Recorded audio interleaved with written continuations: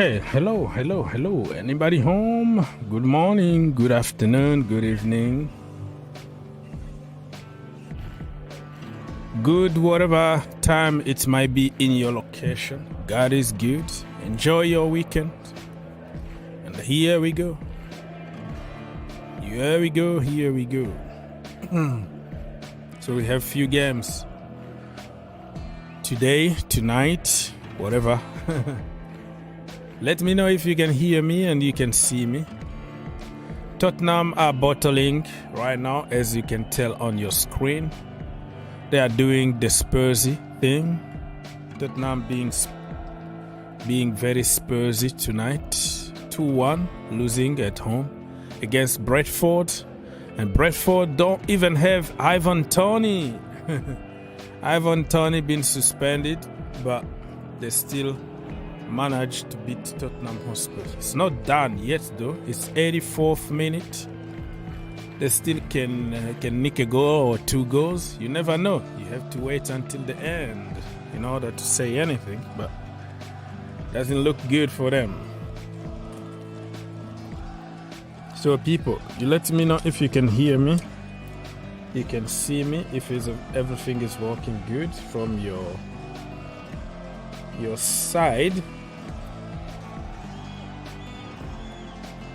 And yeah, we are here to talk football. We're not gonna comment word by word what is happening, but yeah, we're just talking football and watching games together. A lot of games coming in 44 minutes from now. It's gonna be Bournemouth against Manchester United, Fulham against the Palace, Liverpool against Aston Villa, Wolves against Everton.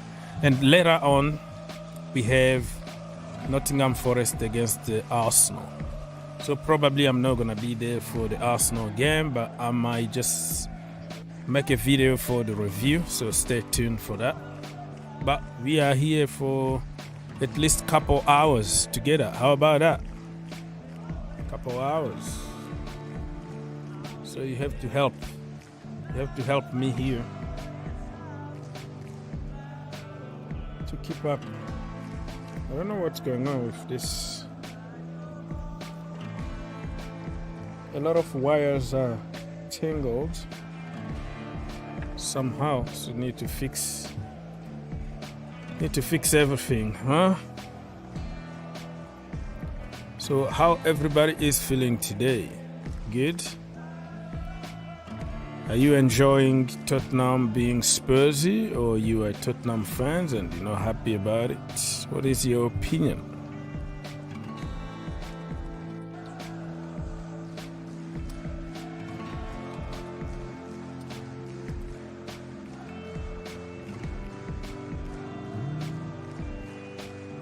'87th minute.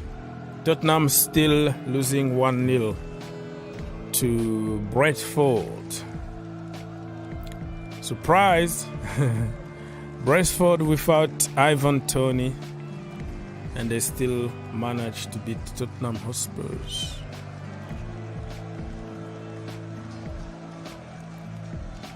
All right. This is going to be very, very interesting, my friend. Very, very interesting.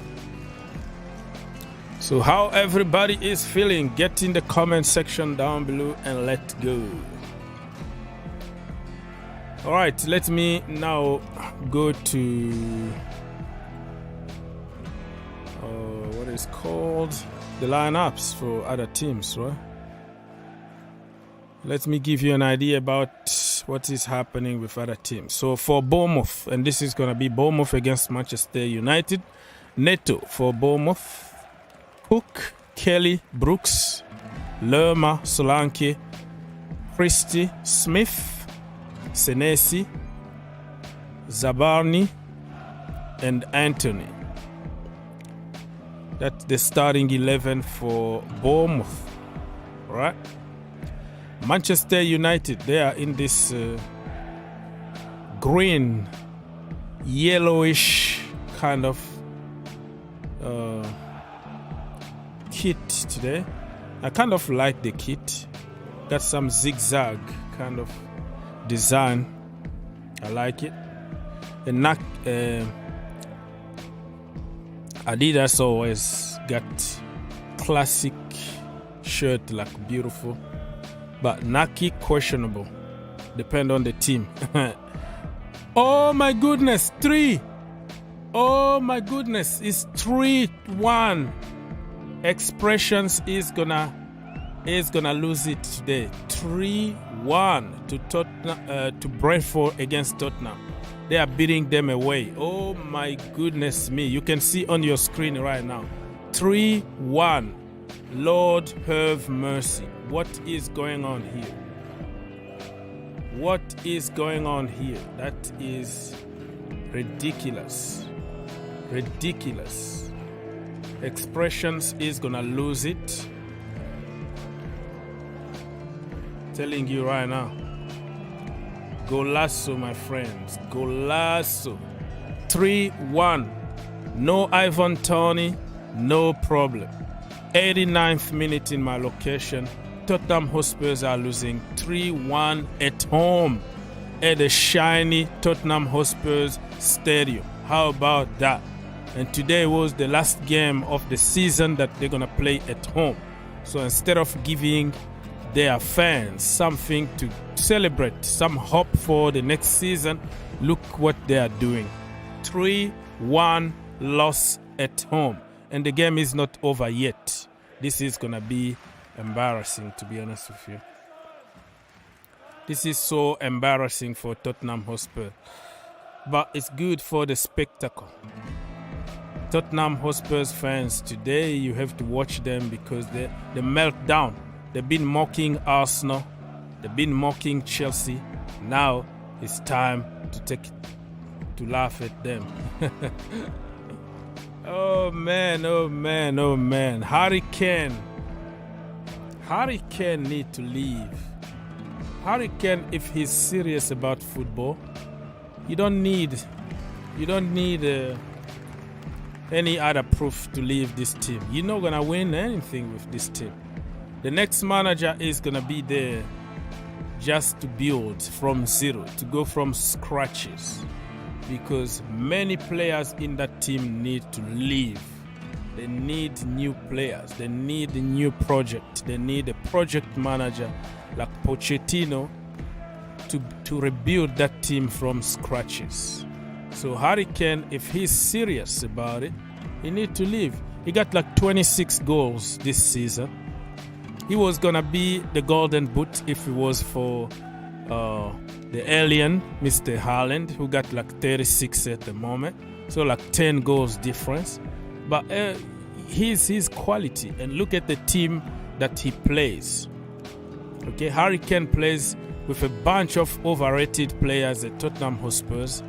Erling Haaland plays with a bunch of world class, even from the bench. So can you imagine if Harry Kane was playing for Manchester City, how many goals he was going to score? Because I think he can even be better at City, because he can participate to the game. He can drop, he can defend, he can do many things that Haaland can't, you know? So I think Harry Kane, looking back, how the hell he couldn't make the move to Manchester City, he's gonna regret about that for his entire life. Because if he made the switch to Manchester City a couple seasons ago, I think City were going to win the Champions League for sure. You know, they were lacking and crying for somebody like Kane, and that Daniel Levy said, no, you're not going anywhere. And Harry Kane looks like he's happy, you know, happy winning nothing. Now he got a banner or mural in front of the stadium, and people are celebrating it as if he won something. It's just a banner, bro. What is that?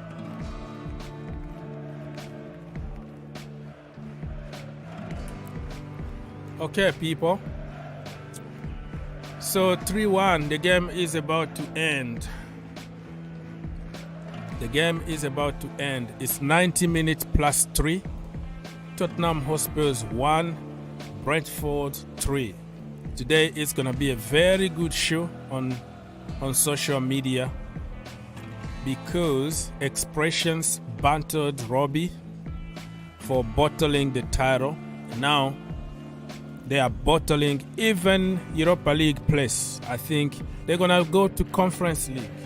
You know what? I think Conference League is Tottenham's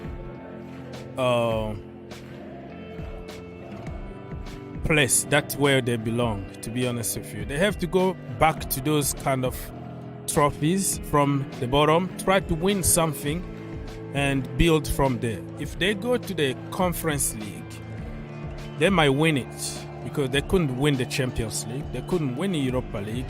Now the Conference League is going to be like their normal place. They go there next season. They win that trophy so they can have some very good feel good factor. And then they can start building from there. That is their level, The Conference League is there. There's no shame, but you have to win something. You have to get that sensation of winning something. You know what I mean? And you go from there. Who knows? In a few years from now, you might go ahead and win the Champions League. So you have to start from there. So don't be ashamed. Don't be ashamed. You have to play the Conference League. Try to qualify for the Conference League and win it. And you need a project manager like Pochettino back in the day. But Pochettino not coming back to Tottenham Hotspurs. You have to find somebody else because there are so many of them. There are talented, young, hungry managers out there that you can find. Look at De Zerbi. Nobody took him too seriously when he was at Sassuolo or when he was at Shakhtar. People were saying, listen, this is Shakhtar, this is a Ukrainian league. It doesn't matter. But look at him today. So you can still find somebody like that nobody really pays attention to, and you get him. Just the way they took Pochettino from Southampton, and look at what he did. Now Pochettino is in another level of starting winning, building and winning. So Chelsea is going to be the right project for Pochettino. And Tottenham Hotspurs need to go back from scratches, and don't be ashamed. You can make it one day. All right, people. So we already talked about Bournemouth starting 11. Now it's Manchester United starting 11. De Gea in goal, Lindelof, Fernandes, Martial, Eriksen, Casemiro, Varane, Anthony, Shaw, Sancho, Wan-Bissaka. Aaron Wan-Bissaka. The guy is having a lot of games this season, but at the beginning of the season nobody wanted him. He's good. He's just an old school kind of fullback, but he's very good when it comes to defending and tackling and all that. So Wan-Bissaka, people, let us know what is your predictions, and don't forget that you can join us anytime you want. All right. Mr. People's Republic said that watching Tottenham being shaved by Brentford United. Brentford, are they called like Brentford United? I don't think so. I think they are just called Brentford. The Bees. United? That could be your own creation, my brother. Your own creation. Okay, you all laughed at me when my number one pick for Chelsea manager was Thomas Frank. A team of nobodies playing at top level. All right, so now you switched, huh? Flip-flop FC. Your number one pick was Diego Simeone from Atleti. Now you said your number one pick was Thomas Frank. Okay, I see. The problem is, just because somebody won a lot of games in a lower division or in a lower team doesn't make you automatically a good manager for a team like Chelsea Football Club. That's what you have to understand. At the beginning of this season, Graham Potter was the best manager in the entire planet, according to many sources and English media and the entire world. And then he signed for Chelsea.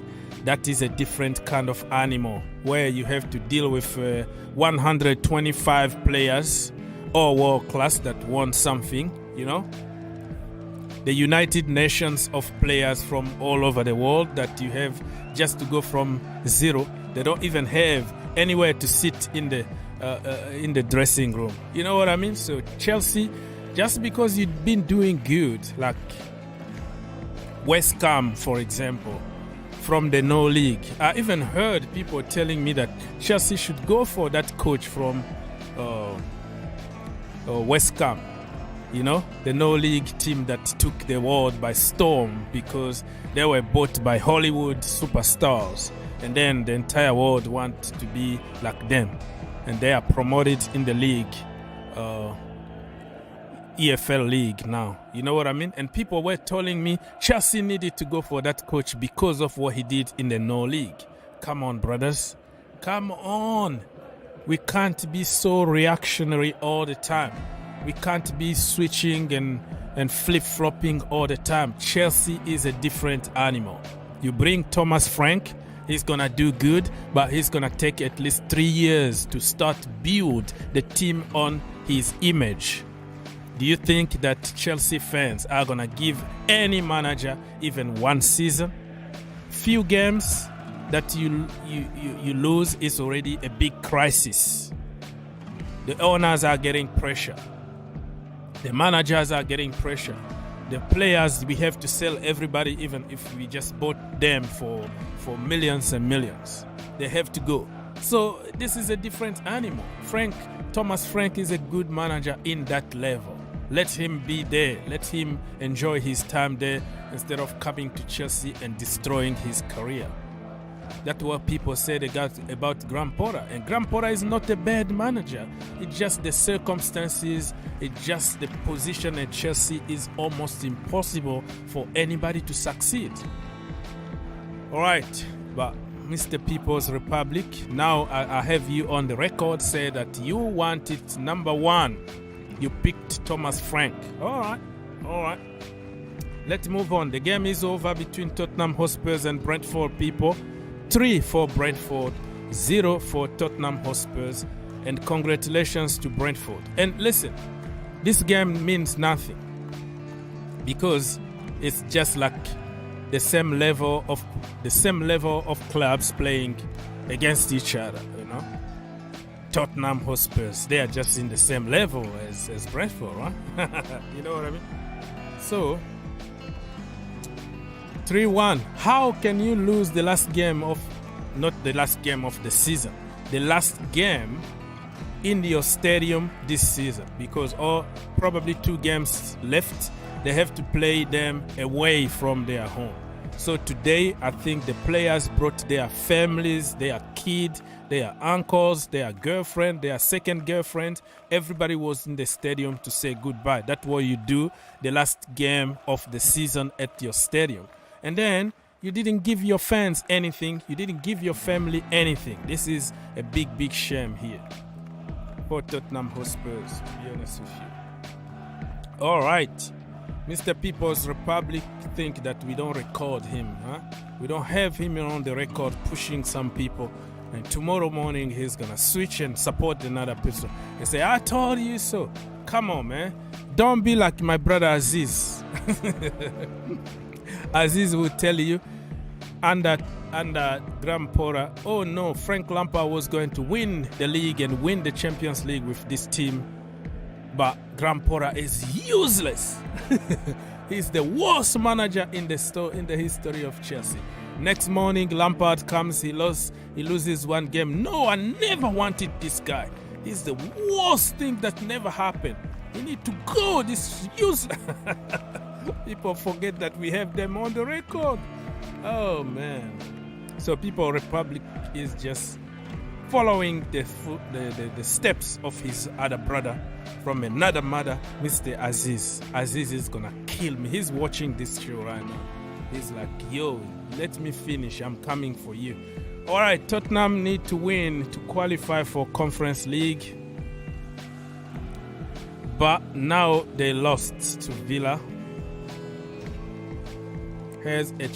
So Villa has a chance now, all right, to qualify for the Conference League. Okay.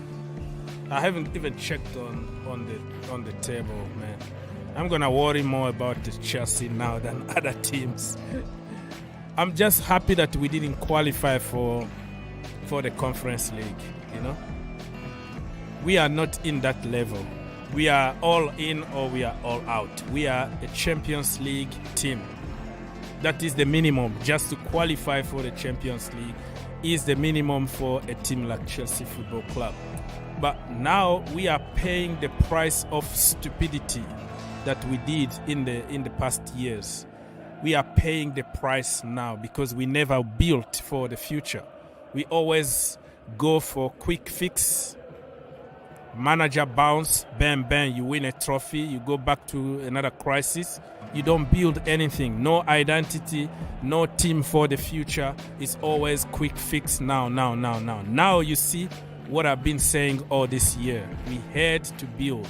We had the money, we had the best managers in the world, Ancelotti, Mourinho, whatever, blah, blah, blah. We never allowed them to build something. If we allowed them, we were going to be like Manchester City now, which is you build an identity, you build a team, and you start winning back to back every single season. All you have to do is get rid of few players, bring few new one, and the team still solid, still the same. You're still performing in the same level. But at Chelsea, it's okay. Let's go and buy a 100 million, whatever. He's the missing piece. Bam, bam, bam. After 3 months, oh no, you are not good enough anymore. Get rid. Different managers, different systems, different tactics, different positions. It's KO FC. But just because we were winning something, and then it's a feel-good factor, but we never thought about what is going to happen, what could have happened. This is Chelsea FC, KO FC, and now we are paying the price of all these years of one trophy here, another trophy there, and now you see how we are struggling right now because we have to go from zero, basically. All right, people, get in the comment, or you can call us if you want, but you don't have to because people have different stuff to do on the weekend. They don't have to be here, okay?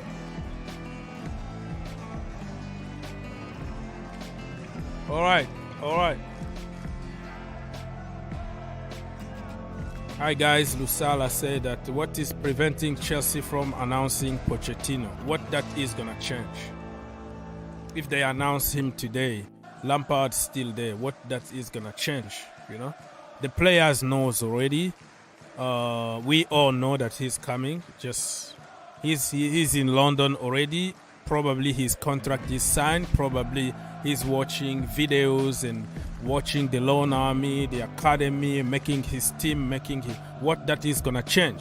Announcing him now, what that is gonna change. Probably it's gonna just not feel good for somebody who is already in charge there. I don't know, but it's gonna be announced in a couple of weeks from now. In a couple of weeks from now, the league is over. So why are we rushing? For what? Logan said that Conference League is not big, but it could help Chelsea to give more game times to squad and give chance to the coach to test different systems. Yeah. That is true. Unfortunately, in our level, it looks like we are really going down, you know. Downgrading, but you make a good point here. But the problem is, next season UEFA already limit to loan army to 7. Okay, so we're not gonna have 35 players on loan. You're not going to have a squad made of 50 people. It's going to be a very, very compact 25 players in the first team. And the academy is going to be academy just when you need somebody from there. So it's going to be very different, man. It's very different. We've been, I think, less games because we don't have European competitions. But come on, man.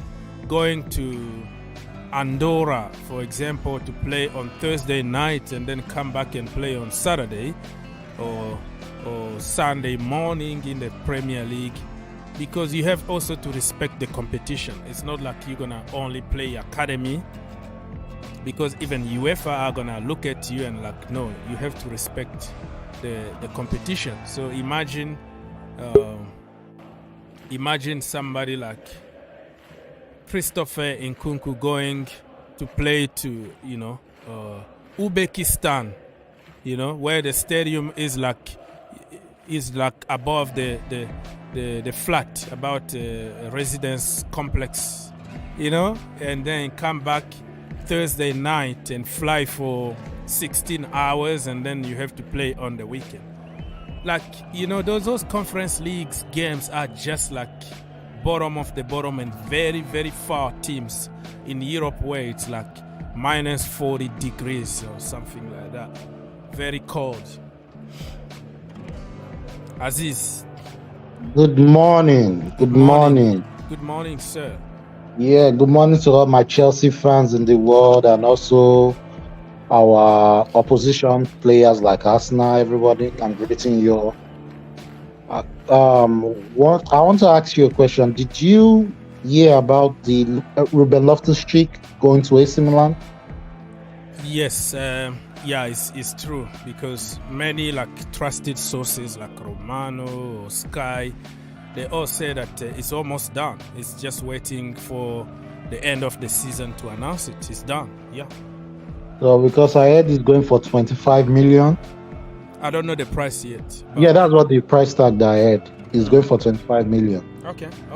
So if they can trim that squad down, get all the players that are injury prone, because Ruben too is injured prone. Pulisic played 3-4 games straight, is out for like 15 games. Sell all the injured prone play out of the squad and trim the squad down. Like you said, you need 25-man squad. But the new coach is going to want to bring in some of his guys. Yeah, true. Yeah. So having maybe like 30-man squad is not bad enough. Just in case injury happens and stuff like that. Having 30 players is not bad, or 28. That's what I think he should have. And what I've heard again is that Chelsea are trying to have a Portuguese club. Yeah, Portimonense, yes, and a French team called Strasbourg. Yes. This is a good idea from Todd Bowley, because because now football has changed. It's more attacking. They play attacking style of football in Portugal.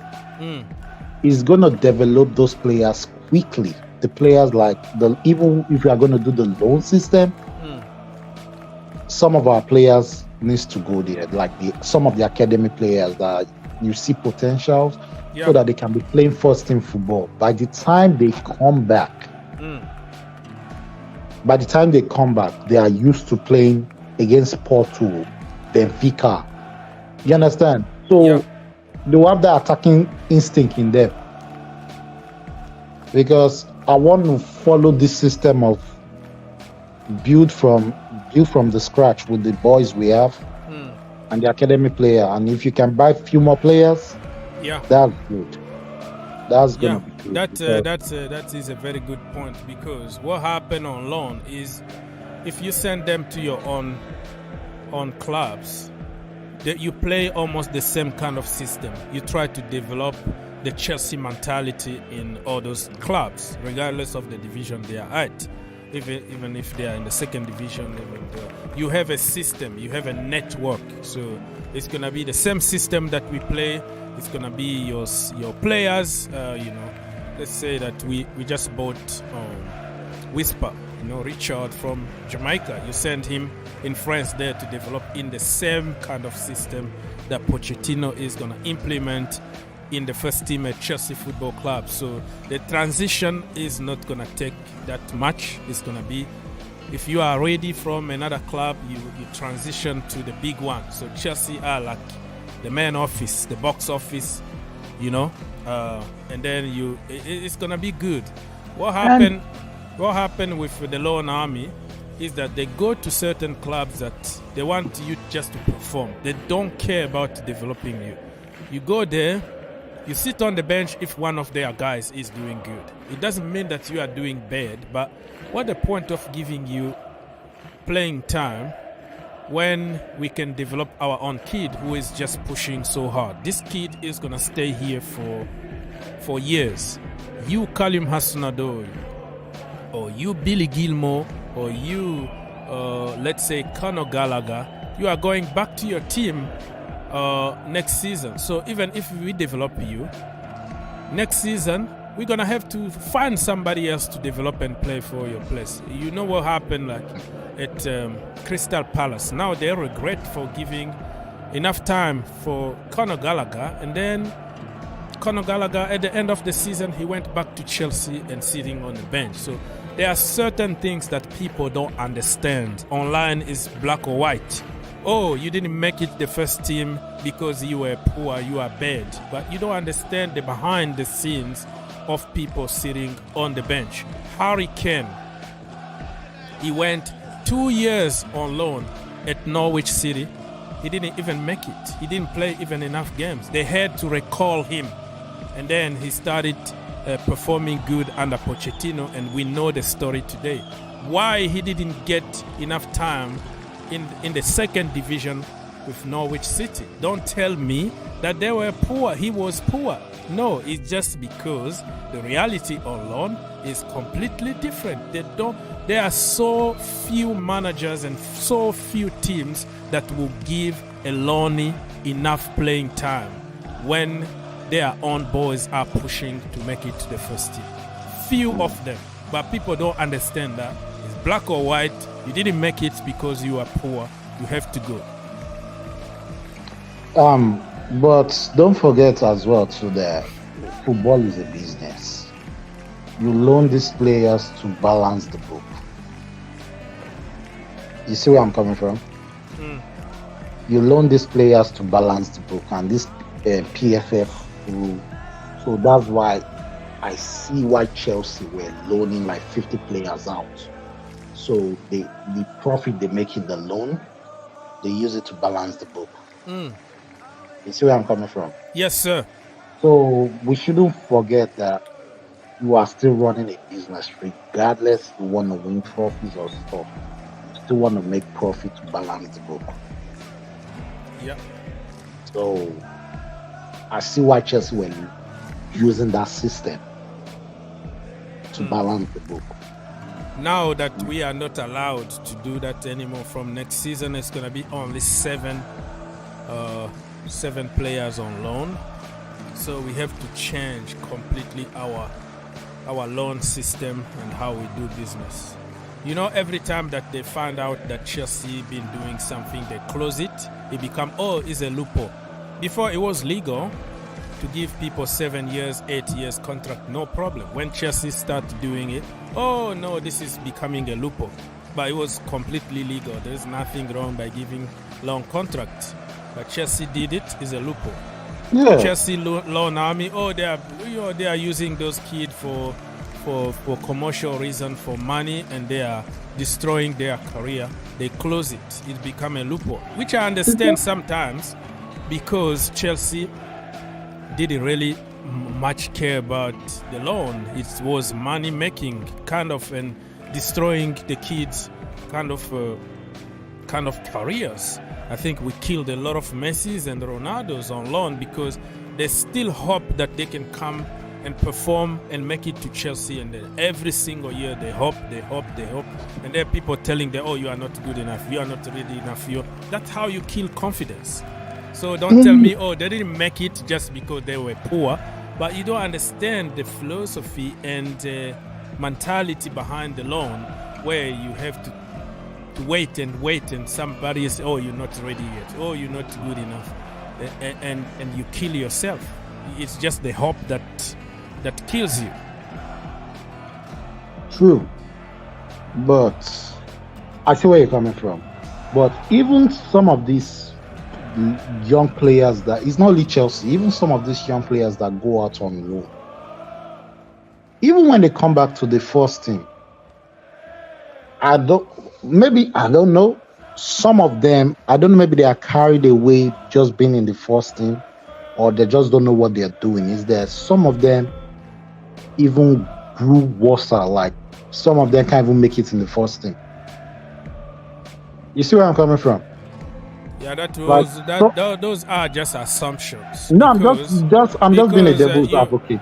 Yeah, because you're gonna say that, but do you think that if you gave somebody like Chukwuemeka a chance, a run of games, not like 10 minutes, 5 minutes there, and oh yeah, I see why he didn't make it. No, you have to give people time to adapt in the new team. You have to trust people, and you have to adapt.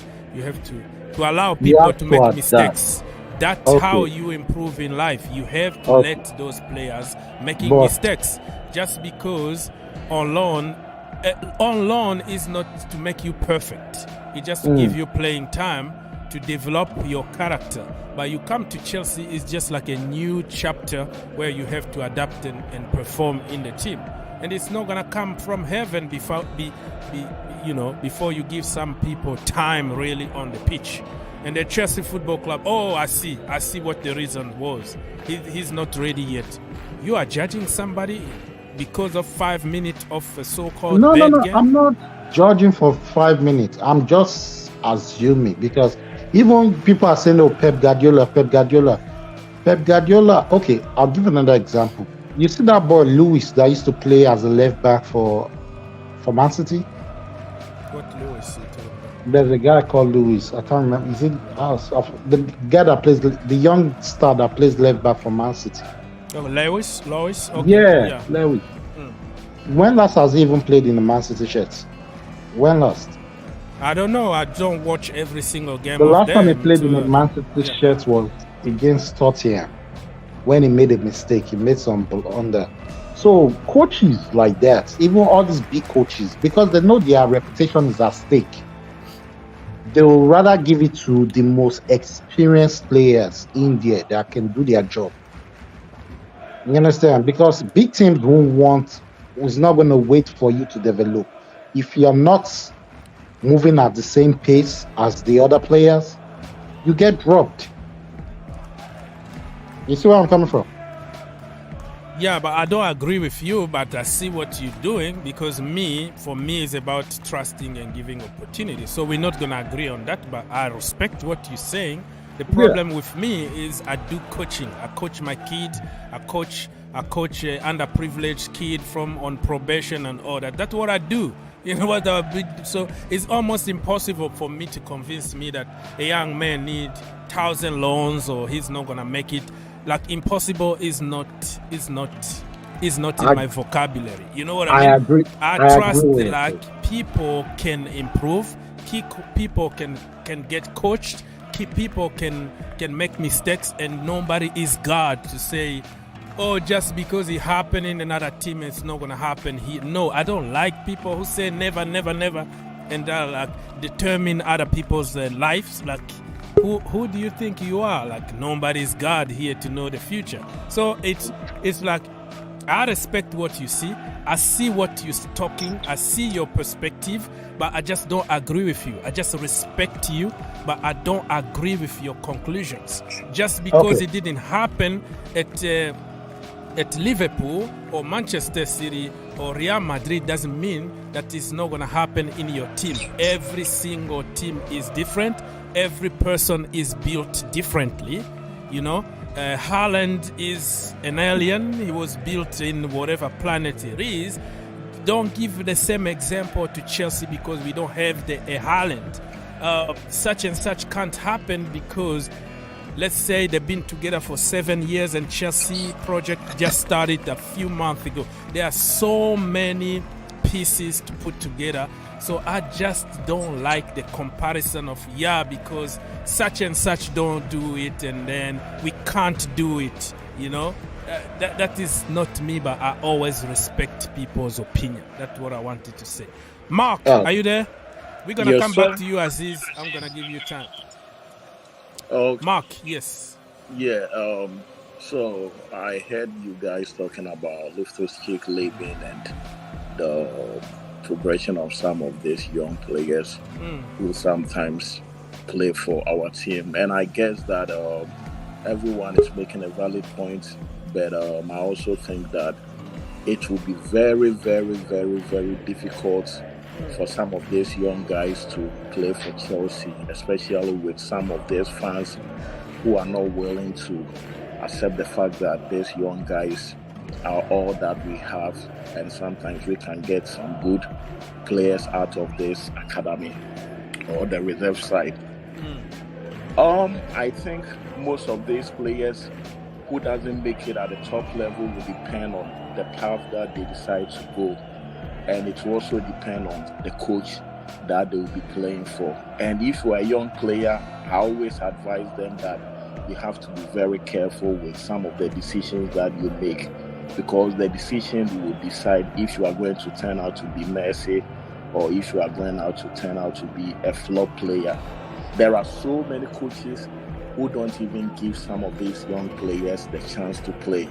And over the years, we've seen some coaches come into Chelsea and they've cost us so much. There were so many young players, they could have been here by now, but certain coach decided to not give them the opportunity, and they ended up in a different team. And when they went to those teams, they were flourishing.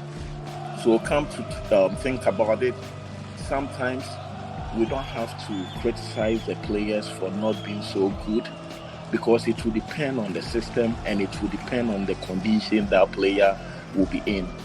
People are always talking about Mount, Gallagher, Modric, this and that. Let's not forget Chelsea is going through a lot so far. For the past 3 years or 4 years, there have been events and events and events, and we kept changing coaches. If you have a young player who is not having that stability to just relax his mind and play for the team, how are they going to perform? Nobody can just tell me that Gallagher is not so good. If Gallagher wasn't good, they wouldn't allow him to even play for the club in the first place. Let's not forget that these boys are good. All they need is our support. We cannot just think about a player from Benfica or Real Madrid or from somewhere and we'll just use a lot of money to go get those players whilst we have something right there in London. What is the result for? There are so many young players we end up loaning to some other teams and they'll be doing good there. So if we're planning to spend a lot of money, why can't we have faith in the academy? Most of these teams in Europe, I can talk of Ajax Amsterdam, I can talk of Bayern Munich, I can talk of Borussia Dortmund, I can even talk of Barcelona, Real Madrid. All these players make use of the academy. It's about time we change our mentality and give these boys the chance to play. Okay, so we're going to come back to you. Let me say hi to Mr. People's Republic. And I wanted to add something on what you just said. You said something very important when it comes to another kid from Monaco or from La Masia, from another academy. Chelsea fans, online at least, are ready to spend 80 million on that guy that will sit on the bench. Then use Ruben Loftus-Cheek on free from the bench, who can play every single position on the pitch, who doesn't cost you anything. So it's about the mindset. And like I said, it's going to take people over 20 years to defeat that mentality of entitlement, of everything need to be ready and 100%. We are not entitled to anything. Nobody owns us nothing. We have to start cooking, finding our own food, and working hard. We are so used. Chelsea fans are so programmed with thinking that everything needs to be perfect. The kid need to be born today, go to school today, buy a car, get married, go be a president today. No process is allowed. So people have that mindset about the academy. People like Aziz think that the academy is there to make you money only, and they will never make it to the next level. So it's almost impossible to preach. It's just like talking to a wall. It's gonna take time and time for people to understand that anything in life is gonna take a little bit of process. Leo Messi, Neymar Jr., Kylian Mbappe, Erling Haaland would have never ever made it if they were coming through the Chelsea ranks, because the mind is already set. They are here to make money. We don't care about the academy. The so-called Chelsea DNA is winning trophies, getting the finished articles, spending hundreds of millions and buying. So the mind is already set. The board's mind is set. The scouting department mind is set. The fans' mind is set. So it's gonna take years for even people to understand, oh, okay, so Messi was 16 years old one time and somebody gave him a chance. Oh, okay. Wow, Kylian Mbappe was 17 when he won the World Cup, just like Pele. Oh, yeah. So it took a little bit of process. Oh, yeah. So people need time to understand that anything in life is going to take some kind of process. Mr. People's Republic, you are in the house. Good afternoon, and good afternoon, Mr. Dr. Oz and Prophet Aziz. Good afternoon. Good morning. Is this the real Prophet Aziz? He sounds very calm. He's a prophet. He's really, he's a. But he's so calm. You know, Chelsea have humbled me, so I have to. Okay, people. So the game's already started. Bournemouth so we're not going to relegation. Bournemouth. Let me settle this. Bournemouth against Manchester United, as you can tell on your screen right now. Liverpool against Liverpool against Aston Villa. Excuse me. Wolves against Everton, and the other one I already said.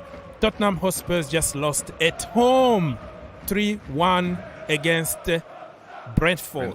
All right. You know, I want to make a statement. You know, it's so funny. We are 11th. Tottenham has conceded more goals than Chelsea. So what is your point? What is your point? Meaning they're assuming we could convert those goals, all those chances we're missing.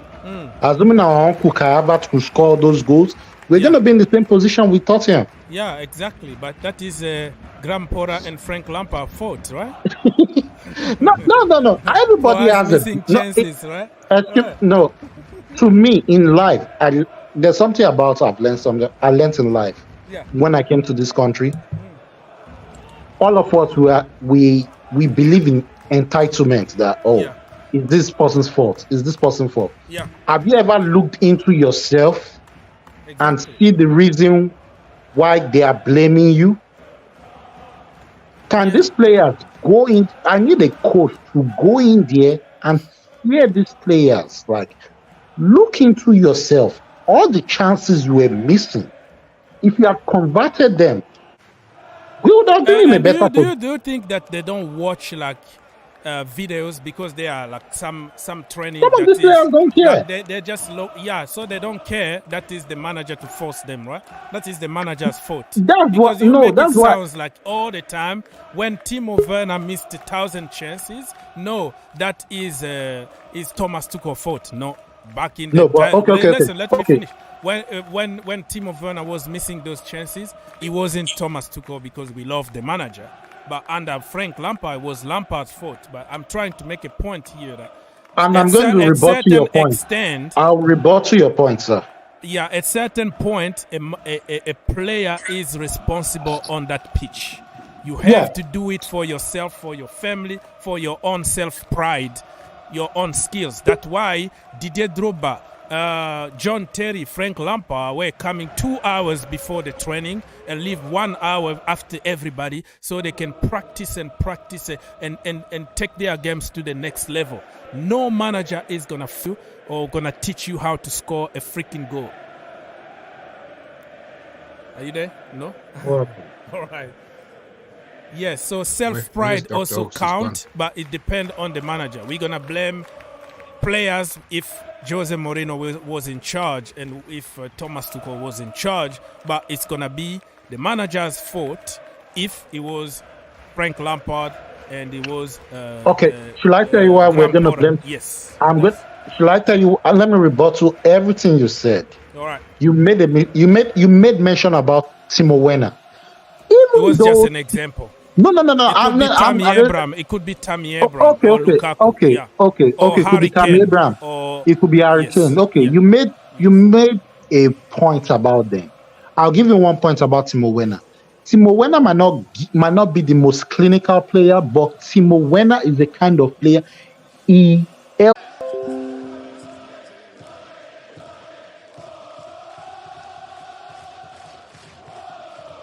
Okay, people, so we got disconnected for some reason. I don't know what is happening. I don't even think there are so many people. Everybody just left because of Buffalo. If you see us disconnect, it's not my fault. It's somewhere. Internet and technology, so I don't know what is happening. So, but yeah, it is what it is. There is nothing I can do about it, my friends. Hopefully you can still see me and hear me.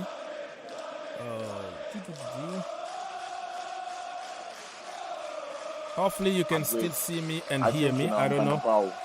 Yeah, I was about to bring that statement too. Okay, sorry.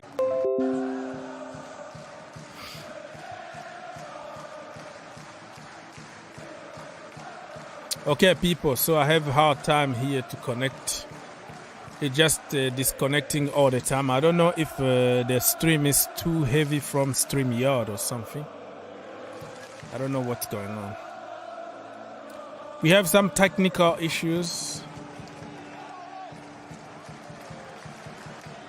People, none of us are going to pay those wages. So I don't see why people will say, oh, Mount doesn't deserve 200,000, he doesn't deserve this. Let's not forget the boy is also working. The same thing will apply to you as a normal person if you are just negotiating your wages with your employer. So I don't see why. Okay, Mark, can you hear me? Mark? Yeah. Okay, sorry guys, everybody in the chat, we got disconnected like 1,000 times. I could hear you from StreamYard, but nobody could hear you from YouTube. It's technology, I'm too old for this. And give me a few minutes to fix it.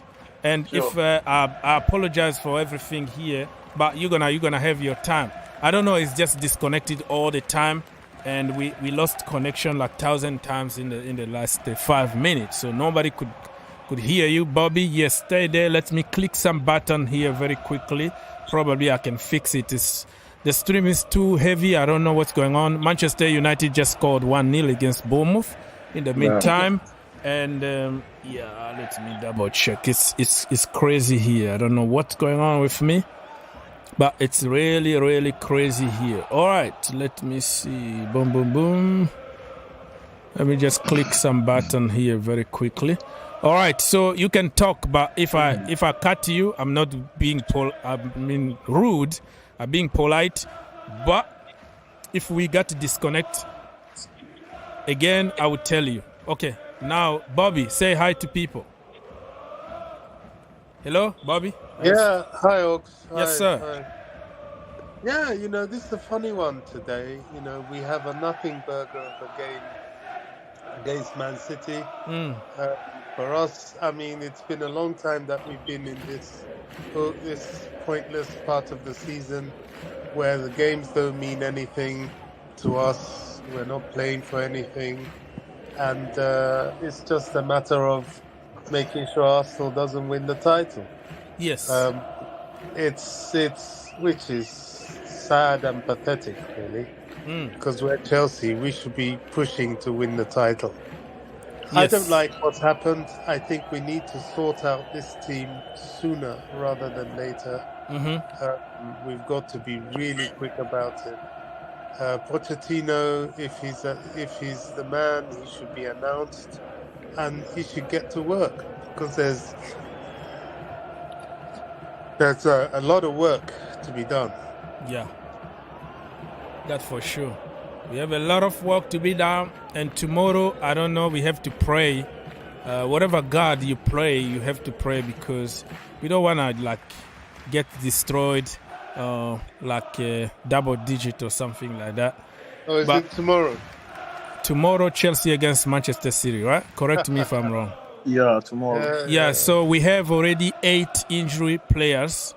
I'm not giving any excuse here, because I didn't even want Frank Lampard to come back. So people don't have to get on me that you are defending already, but just be honest with yourself.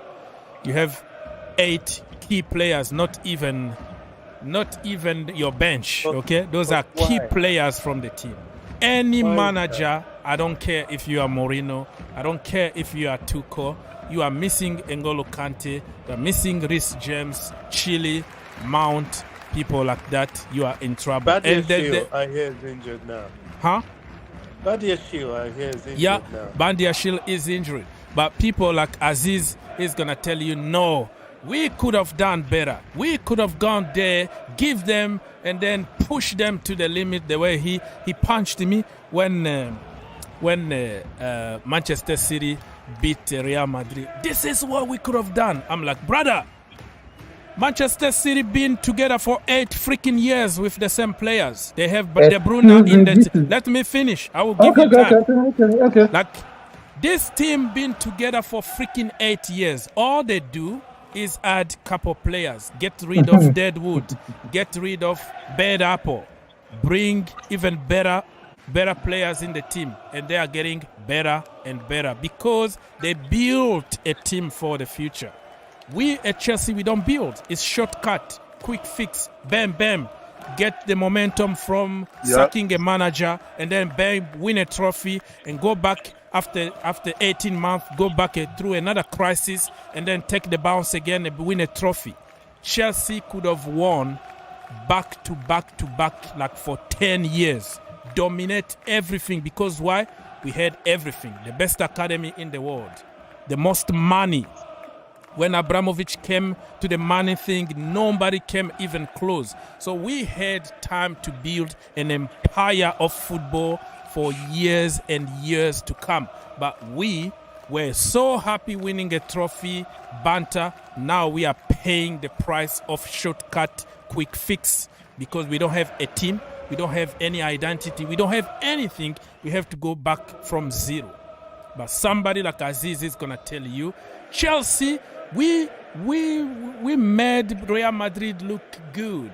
We could have beaten them just like City did. I'm like, brother, Real Madrid beat Liverpool. They beat PSG. They beat Bayern Munich, any team. They destroyed them last season. They destroyed even Thomas Tuchel. And you talking that because it's Frank Lampard in charge, because it's Graham Potter in charge. But you forgot that they destroyed us even under the so-called best manager in the world. So we have to use fact. Even if you don't like somebody, there is nothing wrong by telling the truth. Chelsea is like few months old. Manchester City are 8 years old. Liverpool are like 7 years old. And they are getting better and we are going backward. And you have to be honest enough to tell the truth. Even if you don't like certain players or you don't like certain managers, you just tell the truth. That's the way it is. Let me come in. Even when Abramovich took over, I don't think there was a long-term plan. Emiliano, I forgot his name. I think Emenalo, yeah. Michael, that is my own brother. Michael Emenalo. Yeah, he built that academy on his own. Exactly. Yeah. He took the boys from London and other places. They were very young and brought them to Chelsea. And if you look at since Abramovich bought the team, if we have decided to build something for the future, a long-term planning, I think by now wouldn't be thinking about, oh, we need to buy this player from this or that. I like what Todd Boehly and those guys are doing. The only problem I had with them was sacking Thomas Tuchel and not knowing who they wanted to be in the helm of affairs for this long-term project. We are in 2023. If we decided to build something a long-term planning, and gather some of these academy boys, and let's give ourselves like Ancelotti was there. We had the best manager in the world who could also develop youngsters. Them. You know, he was in the training ground, and then we got a phone call that Fernando Torres is coming to join the team. He didn't even know some of the transfer we were making. And we have the best academy in the world that Ancelotti could have used. And he had also his plan to buy Aguero or such. Oh, Ibrahimovic said no, because I love Torres. Torres need to come instead of Aguero. So if we waited even one season of building a Chelsea Football Club, we were going to make the Champions League as the Farmers League. Because the funny thing is, going to win Champions League almost every single season, back to back, if we had a long-term project at Chelsea Football Club. The funny thing is, Chelsea fans always think about the senior side.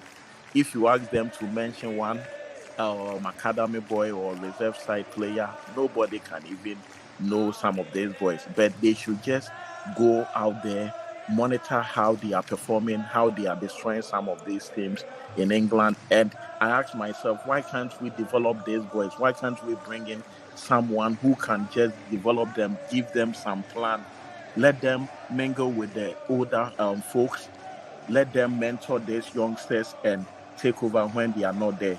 Manchester United, for some time now, they are not bringing anything from the academy. And look at how Manchester United is deteriorating. But unlike before, they used to bring some academy players and they were just cooking it in England. But not anymore. And the team is just, going down the drain. If you look at Bayern Munich, they hardly buy players from elsewhere. If they will buy a player, maybe one or two. That's it. Everybody you see at Bayern comes from the academy. They go all the way from there. It's going to take Chelsea time to understand. Aziz now need to respond to me. Let's go, Aziz. Okay. Let me respond to you. Yes. From the Real Madrid game, you said Thomas Tuchel was beaten anyhow. Thomas Tuchel was beaten at Stamford Bridge. We outplayed them at Bernabeu. Yeah.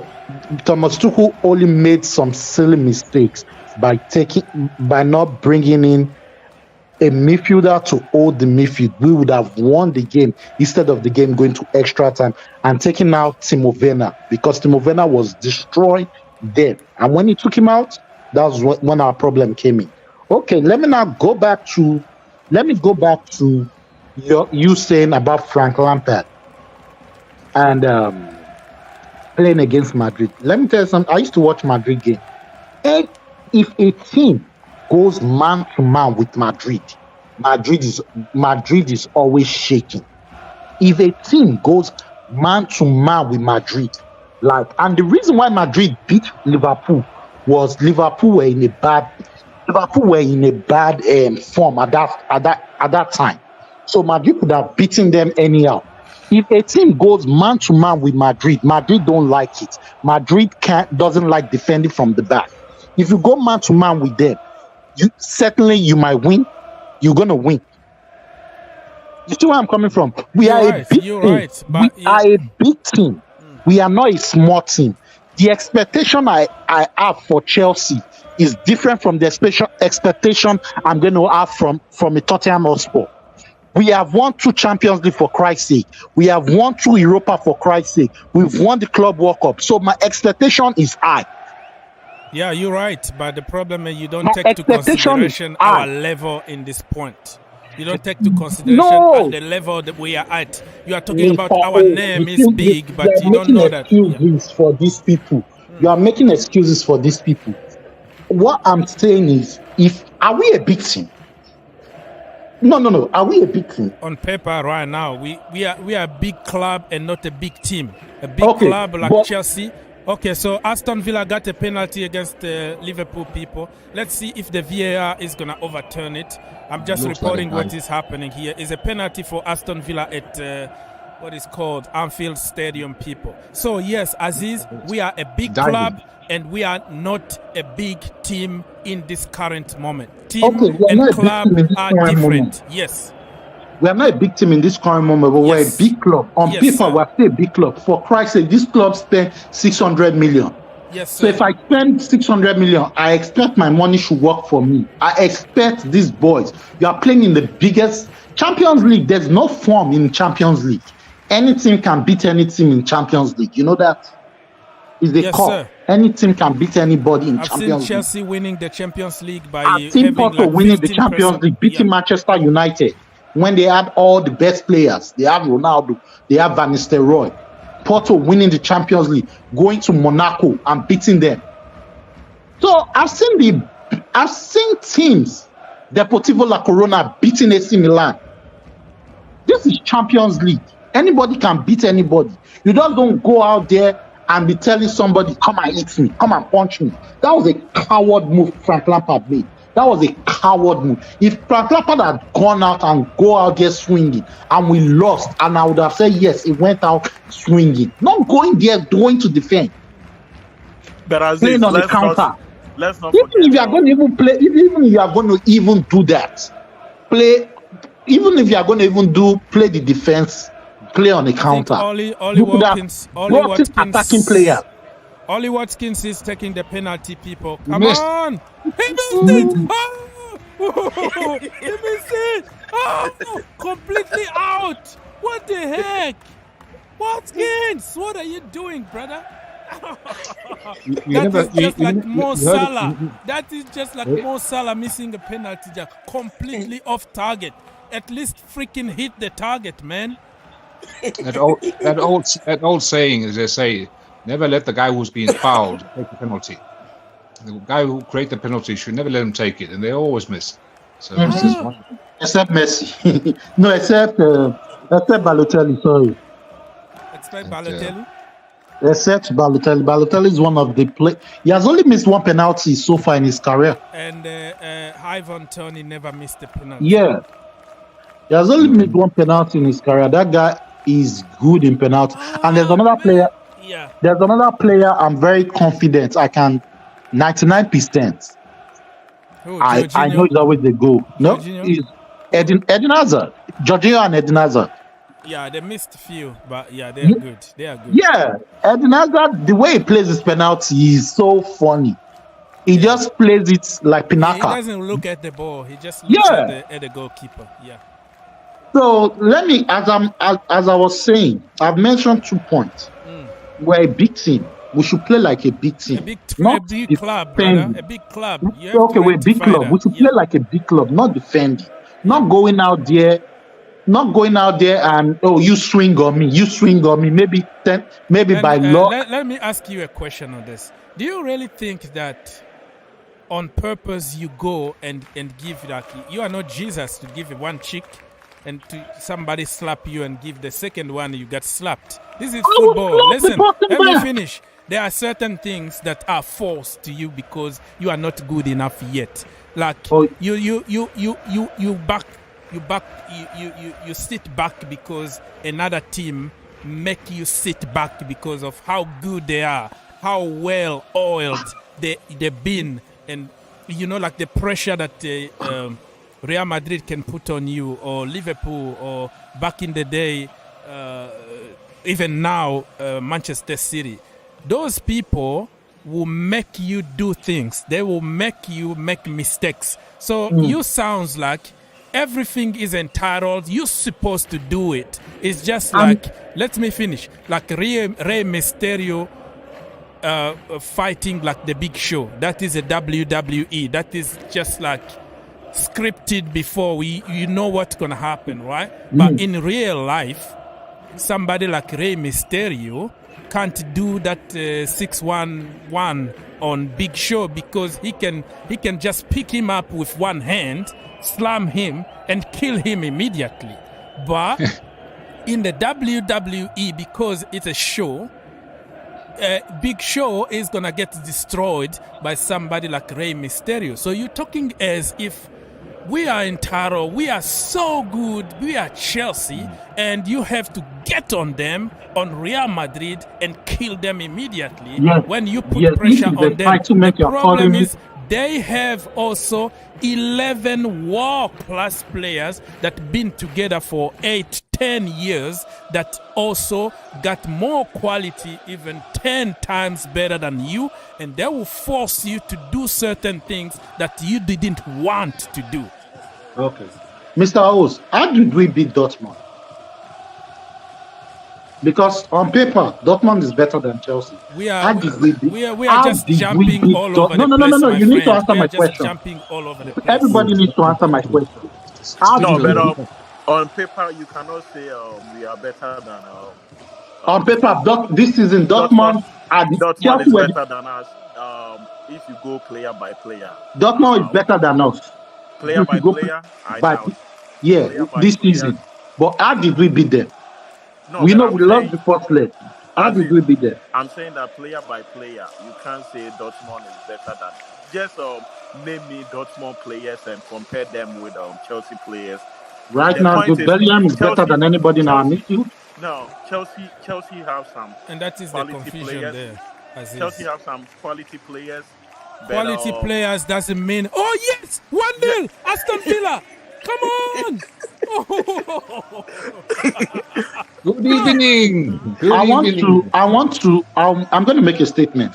Dortmund didn't lose any. They were going unbeaten before we played them. You know that they were in form before we played them. They were number one in the Bundesliga. They were like, was it 3 points or 2 points behind Bayern Munich before we played them? Jacob Ramsey, people, the young man from the academy, he's developing very good here, and he's scored 1-0. So if your team, did you know from the beginning of the game, Chelsea went attacking, and that's how we got our goal, because Dortmund couldn't withstand the pressure. If you go out and attack them, and yes. We have advantage over Real Madrid because we have faster players in Premier League. No, faster than Vinicius Junior and Rodrigo. No, I'm talking about their defense. I'm talking about their defense. Oh, in the defense, all right. Yeah, all because our players are more faster attacking. Sterling. But Aziz, you can't expect any results from a team that just sacked a coach and brought in a caretaker. He's not very caretaker. They brought him. I don't even know what to call him because he's not a manager. Yeah, I don't respect him as a manager. Finish. Let him make his point, okay. Aziz, and we're gonna come back to you. If you say that we should have beaten Madrid, what I'm trying to tell you is we just sacked Porter. We brought in a caretaker. The caretaker just played one match. He was also gone, and we brought in Frank Lampard. Although even if Frank Lampard was a good coach, how many weeks was he having in hand to prepare the team for Real Madrid game? Everything was try and error. Like, he had a little time to gel the team together. So Madrid beating Chelsea, they deserve that kind of win, because Chelsea at the point were not playing anything. We didn't even have a coach. So you have to be fair a little bit to Chelsea. Okay, can I reply you back, sir? Yes, go to the point because other people need to talk. We start Potter. We brought in his assistant. His assistant even did way better than Frank Lampard, because Lampard even made us worse. You know that? Because under Lampard, we couldn't even score any goal. So make your point. We're talking about Real What Madrid. I'm saying is that Lampard went out as a coward. If I was Lampard in that system, I'll tell my players, go one-on-one on each of their players. If Vinicius is going to the bathroom, follow him to the bathroom. If Benzema can't stay on Modric in the midfield, go one-on-one on these guys. These guys are old, for Christ's sake. That was what Man City did in the second leg. They went man to man, and You are making a very good point, but let me tell you something. Now, you have to let me finish. You are making all you're saying is very good. You go man on man, you dominate them, they are nowhere to be seen. That is correct. The problem is you don't take to consideration that one team is already a team and another one is a bunch of individuals that they just bought from all over the world, 20,000 of them that don't even have a place to eat dinner in the dressing room. And then you bring somebody that you don't even call a coach, and you have to do miracle and follow them. Let me tell you something. Even under Thomas Tuchel last season, he was complaining about we don't show any fight. People are bullying us from every position, pushing us around. Even Thomas Tuchel was complaining about our physicality and how we dropped our head after conceding a goal.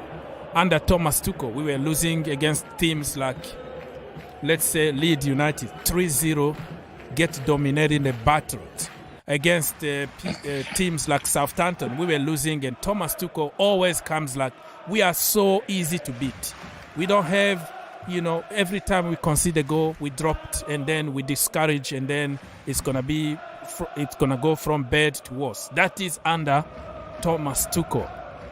But you are making it looks like everything started because of Frank Lampard, because of Graham Potter. But you also forget that Real Madrid been doing the same dirty work to PSG, to even let's say Leipzig. They've been doing the same dirty work to Liverpool and even to Manchester City. That's what they've been doing because they've been a team together. You forget that certain teams will make you look average even if you had a plan. Even if you tell somebody like Sterling, get on your man all the time. But if a player is lazy and discouraged on that pitch, there is nothing you can do. Ben Chilwell tried to do it against Real Madrid in the first leg. We know what happened. Red card, and then we got punished after that. We had chances. Like Joao Felix had a one-on-one. He refused to score. We put also Mudryk, who had also a one-on-one chance, who refused to score. So all those little things that you don't mention because you want to make a point of Lampard is the worst guy that ever happened to Chelsea. And then you don't see the other aspect of chances that we created and how Real Madrid made us look average. And no manager is going to push the players on the pitch to do certain things if they don't want to do. The last game, did you see what De Bruyne did to Guardiola? He told him, shut up, you are talking too much. Against Real Madrid on the pitch, is on the record. De Bruyne is like, you're talking too much, shut up, let me do my job. So even De Bruyne is telling Guardiola to freaking shut up. So if you think that the manager is always responsible of what is happening on the pitch, you have a clear agenda here. Wolves are leading 1-0 against Everton. Everton is going down this season. Yeah, they are going down. Okay, you've made a point. Even Todd Bowley had to come out and apologize there. Look at this guy. What's his name? Enrique. Okay, now we've gotten Pochettino. I'm happy about it. Look at Enrique. Enrique wanted to coach this team.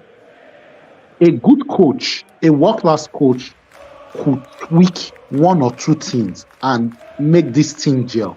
When Frank Lampard was sacked at Chelsea the first time, when Thomas Tuchel took over, everybody were abusing, who is Thomas Tuchel? He hasn't won anything. But did you see what Thomas Tuchel did? Thomas Tuchel said, I still use Lampard's squad. 2-0. Against Liverpool? Yeah. Okay. He said, I use the same Lampard squad, Lampard's players, but tweak the tactics. There are so many things. That's why I said Lampard needs to go back to management school and learn tactics. It's not about defending and do one long cross and luckily you scored. There are some things you can do. I think People's Republic been talking because they've been showing replay, so he thought it was the second game.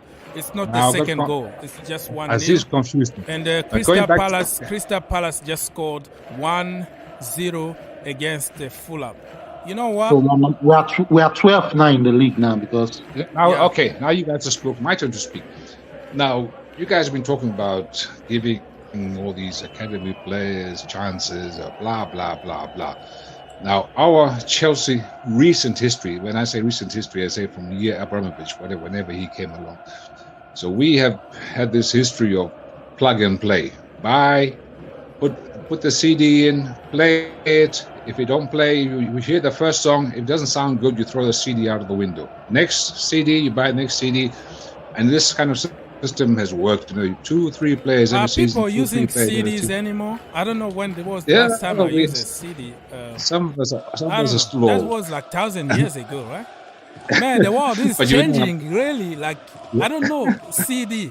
Man, I'm surprised to hear even that CD. Okay, let's go, bro. I still have cassette tapes, by the way.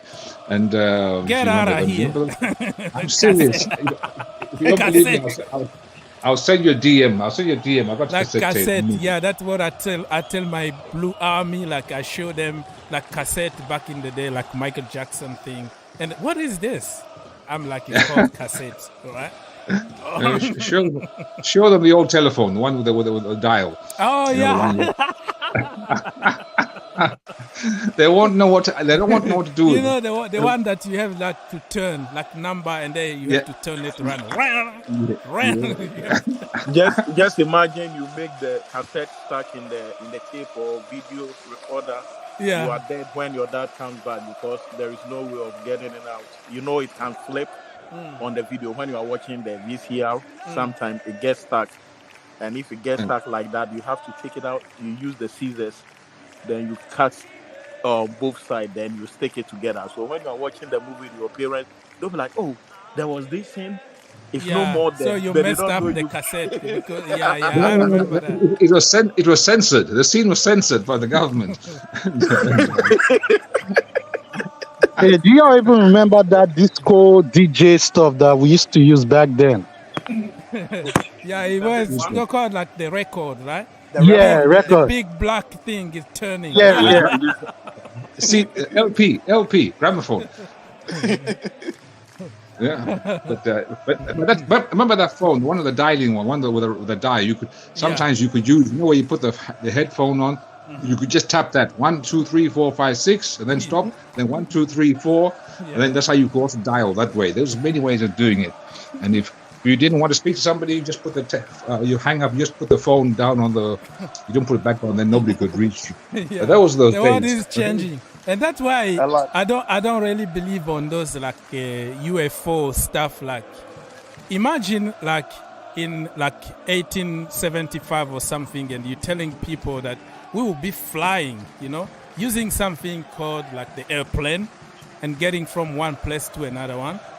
Like people will see you that you are the devil yourself. Like you have some jujus on you, because how the hell people can get in this big can and flying like 300 people inside that can and flying from New York to Paris. Like how, So there are certain things that we it's gonna be almost impossible. It was impossible even to think about, and now we see that. Before they in California, I think they said they now have like the self-driven, taxis where you just go in, you put your address. Come on. Yeah, sorry about that. You are all going. So the world is changing so quickly.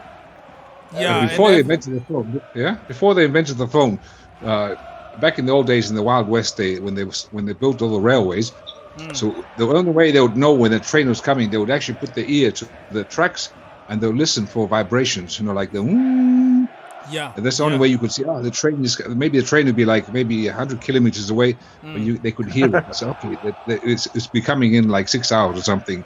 And and then they invented what was that called? That telegraph. I think it was a telegraph. That one, ta ta ta ta ta ta.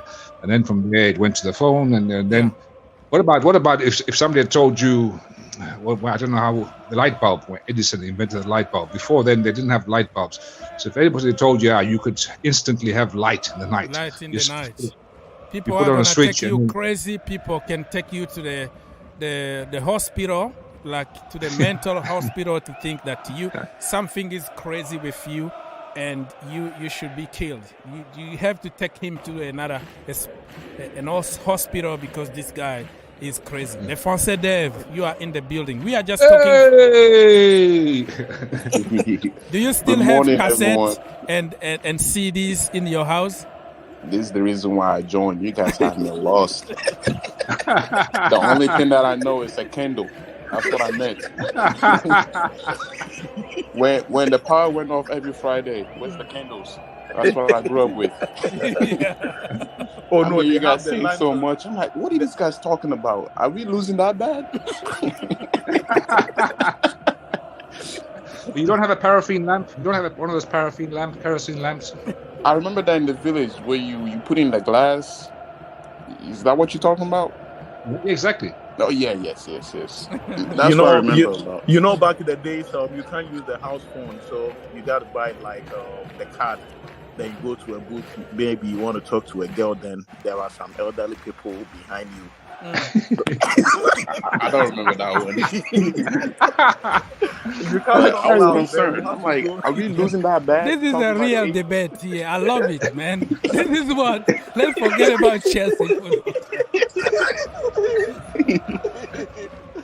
But you guys, some of you guys are from Africa, like myself. Did you also have load shedding where the power suddenly, like for 6 hours, there's no power?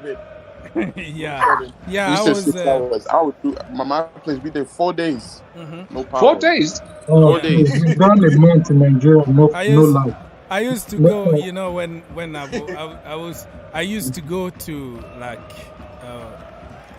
you have to go to like internet cafe to even get to the internet, and they count how many like minutes you're gonna be on the computer, and you pay by minute thing. But don't you remember the sound of connecting to the internet back in the days? I think it was they used how do we call it? It wasn't wireless and all those. They have to mainline. Yeah, they had to start. They boot the internet and it makes some funny noise. Go like before you can even. I think it was called DSL or something like that. Before you can even get connected to the internet, there was nothing like routers and all those stuff. So, like, I think the first time I used internet was back in '97, and man, everybody was freaking out. We were just in the lab, science lab, and we first experienced the internet, and the excitement. We used to use something called encyclopedia. That was our internet back in the days. I don't know if you guys use it. It will give you so many things. The interface and the interaction was very good. But ever since we got the internet, man, everybody was so excited. And I still go back to how Yahoo used to look like back in the days. And you can see a big transformation. I can remember the first sounds of like what it was called, MSN, I don't know. MSN, something like that. The noise that No. Yeah, like it's still in my head. It's still in my head. And there was nothing like social media. I think the only social media I remember back. But you know something about that is that even made us better person in life, because I think internet is bad. I'm not saying that internet is bad. I'm just saying that things that kids of these nowadays they see as it's normal. Back then it was, if you are not from the rich family, you ain't getting shit. You see what I'm saying? You know how internet reshape everybody. Like back in the days, I can store numerous numbers: my uncle's numbers, my mom's number, my dad, everyone's number, telephone numbers. I can memorize them over here. But ever since we had smartphones, I can't even remember the phone. That makes us more. That's true. I also remember you have to save your chip. That's what I remember. There's just chip on the phone that you need to take out. You want to save all your numbers. Every early in the SIM morning, card, I had to do like 35 minutes to go to the well to get some water to take a shower or something. I remember Yeah, this that stuff. is one thing. Like even the first time we got internet cell phone in my house was back in '95, and Wow. my mom still kept the phone somewhere in our house in Accra. Like when I went there and they showed me, you remember this phone? You know what? I started laughing. Like that phone was so big. I don't know how big it was. It was big as I don't know, very big. I And I thought, still remember my first cell phone that a cousin of mine bought for me was a Nokia. Was a big Yeah, Nokia. It's like you can hit somebody. That was like that can destroy somebody. That was an ammunition. That you can hurt somebody easily with a Nokia, and it's not gonna break. That unbreakable I'm phones. telling you, no internet. I used to use the Ericsson back in the days, the flip one. It was so like, you know, when you were having Red card, possible red card here, people. it, the world is changing. And even with red. the AI, That is a red. I'm sorry.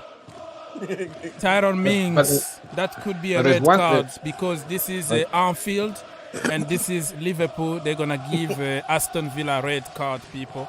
I think Tyrone Mings. Wow, that's, oh my goodness me. But one sad thing with all this technology advances, there's one thing which I think some of you might think, yes, he's got a point. You know, back in the old days, there was nothing more exciting, nothing more personal, nothing more like make your head go around in circles, stars flashing. When your girlfriend, which maybe lived a little bit far away or you hadn't seen for time, when she wrote you a letter, and she wrote you like a nice love letter. You know, and your parents catch that letter. we used to And they read it in front of the whole family. Like, Yeah. this is what you're doing. How old are you? And you remember, you could read the love letter. You read it maybe once, 2, 3 times.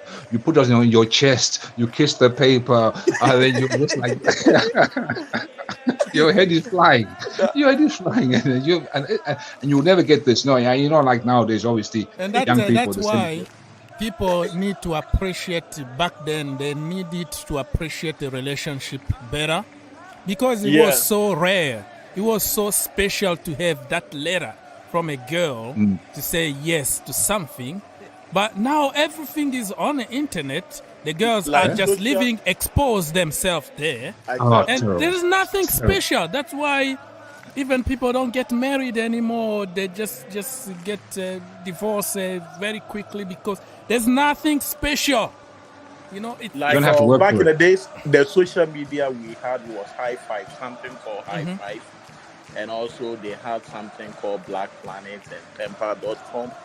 And you find some decent people out there for relationship. I mean, genuine relationship. I used to have a lot of ladies writing from Denmark back in the days. I would say late 80s, early 90s. A lot of them. Those girls were ready to come get you, like a lot of them. But now, because of all the social media, like most girls are going crazy.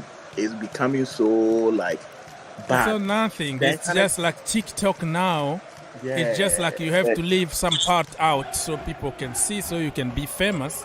It's just crazy, man. So and I told them there is the worst thing. There is a good side of the internet. You can stay home and use the internet for everything. Some of us, we used to buy books. You know, when I started college back in 98, you have to buy books and you have to do a lot of research, do so many research. But now, we used to play the rope. You know, the rope, like your sisters are just, you know, running the rope and you are just jumping. Outside, you are active. You are playing there. You are kicking the ball outside. Now you can't even tell my Blue Army to go outside, let's kick a ball, because they will not do it. They're just busy with their friends online. That's the problem. I told people that this thing is affecting a lot of African talent when you talk of soccer, because back in the days there was nothing like cable TV, internet, whatever. When we close from school, we'll just go sleep a little bit, then we'll hit to the football field. Every young guy, everybody, corner to corner. 5 everybody's o'clock, playing. 5:30. 5:30 exactly. And if you are not lucky and your mom is cooking fufu and they call you to come and pound the fufu, that's when you get mad. And back in the days, they thought football was for bad boys. You understand? There were so many talent, but now some of them will be eating Burger King and they will be playing video games. They don't even think about going to play soccer. And Liverpool might have a penalty here, people. No, overturn. You know? Yeah, overturn. Fulham just scored. You need to remember parents. If parents used to say, if you want to be a footballer, get out of my house. Yeah, exactly. My mama killed my dream, you know. Of playing football? I'm telling you, man. I still talk to some of the Ghana players. A lot of them were my mates in high school and college. They were like, your dad messed you up. So when my dad traveled, I got the opportunity to play the soccer, but I wasn't so much interested. And even when I came to America, I wanted to play in college. He said, did I bring you here to come and play soccer or come to you know, so they have ways to tell you. But now he realized that people are making 50 million and making 200,000 every year. He will look at you and say, man, I'm sorry for what I did. You should have gone into soccer. And I said, well, it's too late. They will never apologize. It's so funny. Even talking about this. My friends in England, they went to this guy's house, Twansebe's, that Manchester United player. Is it Twansebe? Twansebe, yeah. They were sending me pictures. Look at what this boy has. He's only 20-something. Oh, yeah. And they are making a lot of money. Yeah. And he has not even. How long has he even kicked the ball for Manchester? We're just even talking in general. Look at the cars. This guy. They were sending me pictures on WhatsApp. I was like, God, man. I just wasted my time going to school. I ain't gonna lie to you. Because nowadays you don't need education to be successful in life. That's the mistake most parents made. Like, oh, you have to. Not everybody is gonna make it to that level. That's why the parent wanna ensure that you're gonna get something, because you never know, a bad injury or bad form somewhere, and then you struggle. No education, no college degree, and no football career. That's why it's only like less than 1% that will make there, bro. It's hard. So I understand also the parents. Even me right now, I'm currently playing UPSL in Ohio, United States, UPSL level. But I already know, like, playing soccer here, no, because it's all about who's your father, who's your mother, before you get to the MLS level. And I was told, like, that's how it is now. Don't worry, I'm going to come coach you. I'll come coach. I'm your agent. I'm the agent. You know what? Here. When Red Bulls were doing some tryouts in New Jersey back in the days, I went to that tryout. But what I realized is everybody was coming with somebody, all the players. So you guys could play everything. They know who they are going to pick ahead of time. Everybody has ahead. You'll be surprised. The worst guy make it to the team. You can play whatever you want to play. You can excite them, but at the end of the day, it's all about the agents who are talking to the club directly. They will just sort out, then they'll be like, oh, we'll call you guys back when we need you. But some of the guys were so good.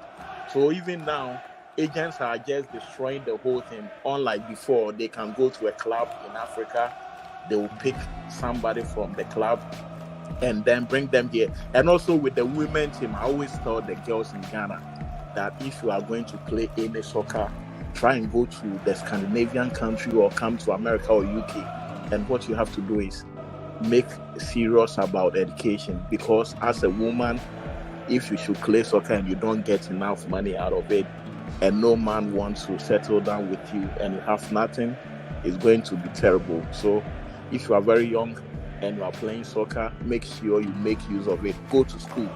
If you want to get into coaching, try and do some courses, and at the end of the career, you can have something. Life is so complicated. So let me remind people what is happening today, Saturday. Tottenham Hotspurs lost against Brentford 3-1 at home. And halftime, Bournemouth against Manchester United. United are leading 1-0. Fulham against Crystal Palace 1-1.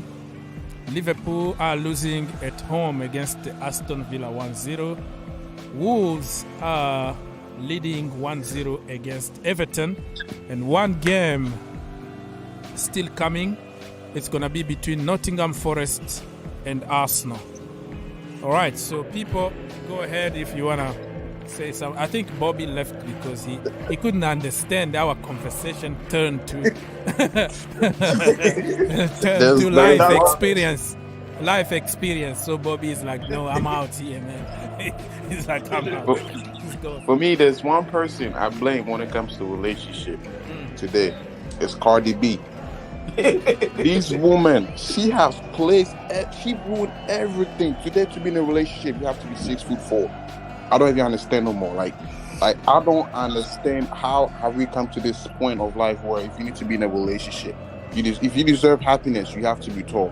Yeah. This is what I am understanding right now in my generation. You know, we being young and stuff like this. And then, as far as you talk, if you don't have money, these women don't care. All they're looking for is hype these days. Yeah. They forgot about their personality. They forgot about where he's from. Nope. All what they're looking for is that. I'll go back home and get married. Yeah. I ain't jiggy with this American culture. Yeah, but the point is, the system right now has changed totally. Unlike back in the days when our parents started. You know, back in the days, you could have nothing and you still get a very good lady to start all together with you. But not anymore. Now it's either you have the cash and you carry, like it's cash and carry. If you don't have the cash, it's a few of the ladies who don't look at the financial aspect of life. You know what, guys? This discussion is getting too depressing. Let's go back and talk about why Erling Haaland didn't sign for Chelsea Football Club and Lampard wanted him. It's getting too depressing. I'll be back, guys. I'm about to get something to eat. No problem, no problems. But you know, Haaland would have flopped if he had joined Chelsea with the like of the fans and everybody. I don't think the progression would have been perfect compared to him going to Man City, because at the time he could have also faced a lot of pressure coming from all angles. So I guess it was the best decision. If we tried to sign him and he chose not to come, then he didn't choose. He didn't choose. Back then he had a very cheap release clause, and Lampard was informed about the release clause. All you had to do is pay the release clause and get him. I think we couldn't sign him because of the ban. You remember we couldn't sign players at the time. But I don't know if it has to do with that. But when the ban was lifted, we served only one window and it was lifted, and in January the entire window we didn't sign anybody, but Lampard was pushing to sign Haaland. You know, back then that's the problem, and he had a release clause. Sometimes you have a release clause, you have nothing to do. You know, you have just to release you. So back then, I still even remember Haaland in one of his Instagram live. He said, "Listen, I would like to play with Lampard," and he went crazy there. He was trending on social media and all that. Oh, wow. So back then, if we wanted him, we were going to get him at the very, but you very think cheap. He would have been successful compared to him? Probably not, but he looks like he got those genes of a winner. Like probably because of how we've been twisting and changing the system and managers since then. Probably not, but somebody like him is he just so naturally good that you could get something out of him even if everybody else is flop, kind of. But I think he was going to score a lot of goals, because not long after that Lampard was sacked and Thomas Tuchel came and all that. No. I guess they said 15 players have to leave. So far, any news about who is leaving and who is going to stay? Loftus-Cheek is leaving. Loftus-Cheek is leaving for 25 million. Wow. I know Pulisic is going to leave as well too, because he's injury prone. If we can sell him for 30 million, If we can sell him for 30 million, that. But I guess we want to use Pulisic to use them to bring Osimhen. And do you think the Osimhen deal? Honestly, I'm not that convinced, because if a player is in Italy and he's scoring goals here and there, and even he's performing with the Champions League, you also have to look at the other aspect. Because I remember Osimhen came to Ghana to play with the Black Stars, and the defenders were so ruthless, and this guy was almost that there. Is a different football, bro. You know, in Africa, let me tell you something. People from Africa, they eat natural food. Okay, they don't eat like the processed food like we eat here in America, right? Those brothers are strong. International players. Those players in Africa, they are strong. Mo Salah doesn't even perform in Africa. They play in the pitch that is not really comfortable. Oh no, but our players were international players, foreign players. What do you say? Our players were foreign players. But you don't compare club football to the national team. Football. International football is different, because you might have, look at Mo Salah. Mo Salah is the king of Liverpool, if they like it or not. Mo Salah at African Nations Cup, Mo Salah was flop. So because some of the players don't have. They don't have this like a Kevin De Bruyne in Africa. We don't have those kind of players no more. We don't have like a Titi Camara. We don't have like a JJ Okocha. We don't have like we don't have Pele. All those ones that could throw that they could throw passes for you.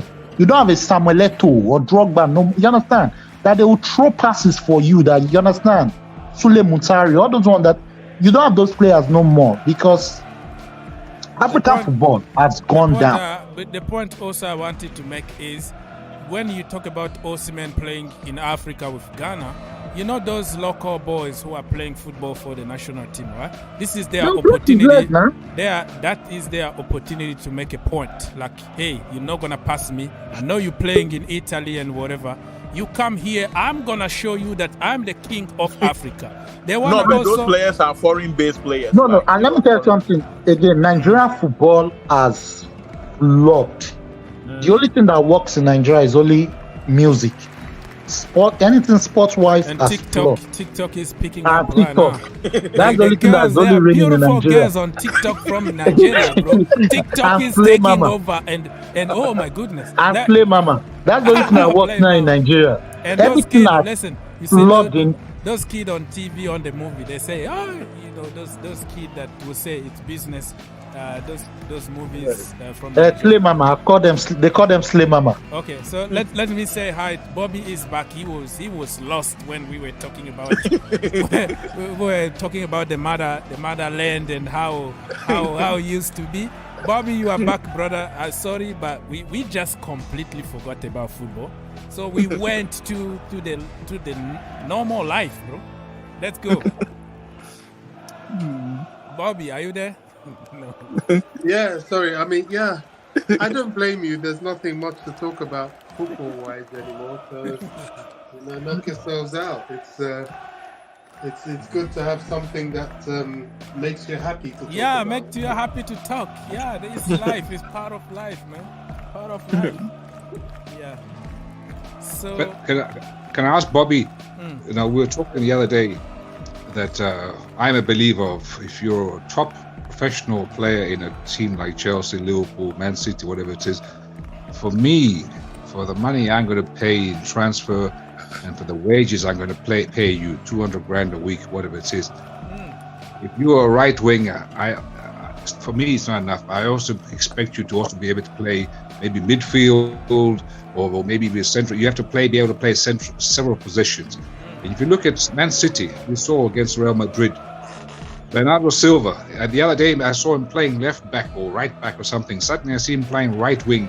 Grealish, that guy, he's a midfield player. Or sometimes I've seen him playing number 10. Suddenly he was playing left wing.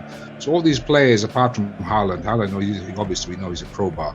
But Chelsea, how many versatile players do we have apart from Loftus-Cheek, who suddenly we were selling, who can play in different positions? Who do we have?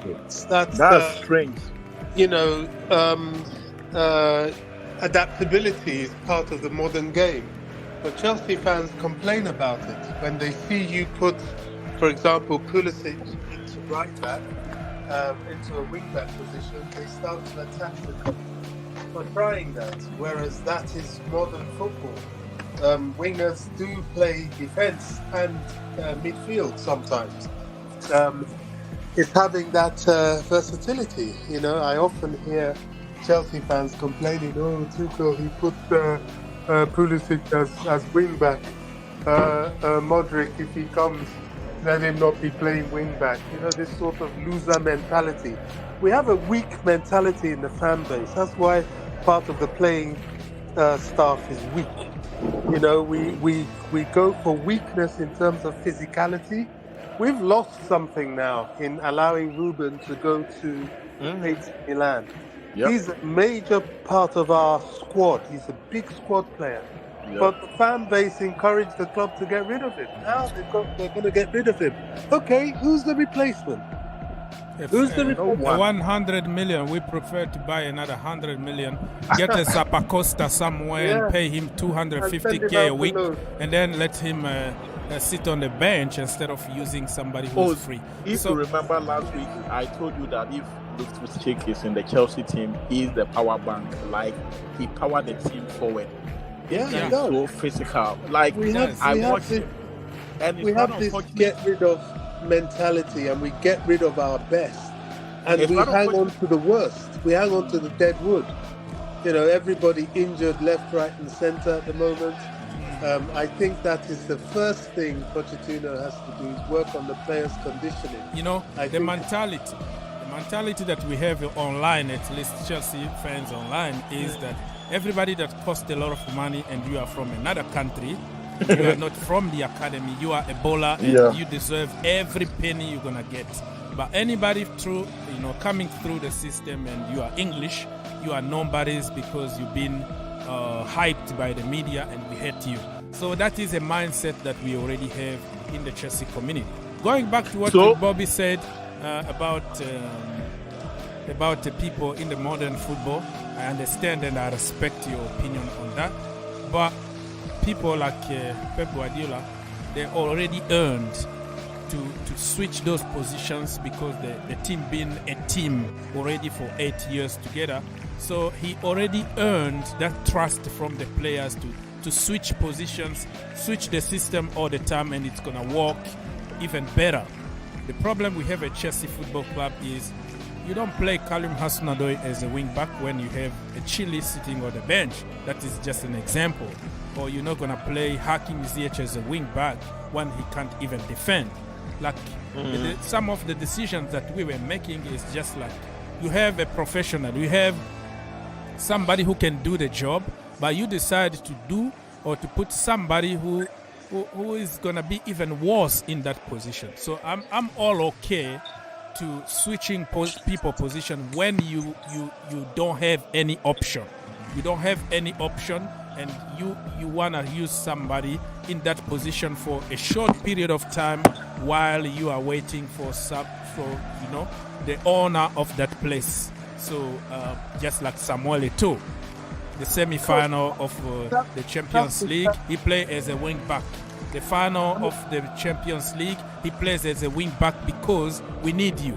Everybody is injured, but that's what you got. You know what I mean?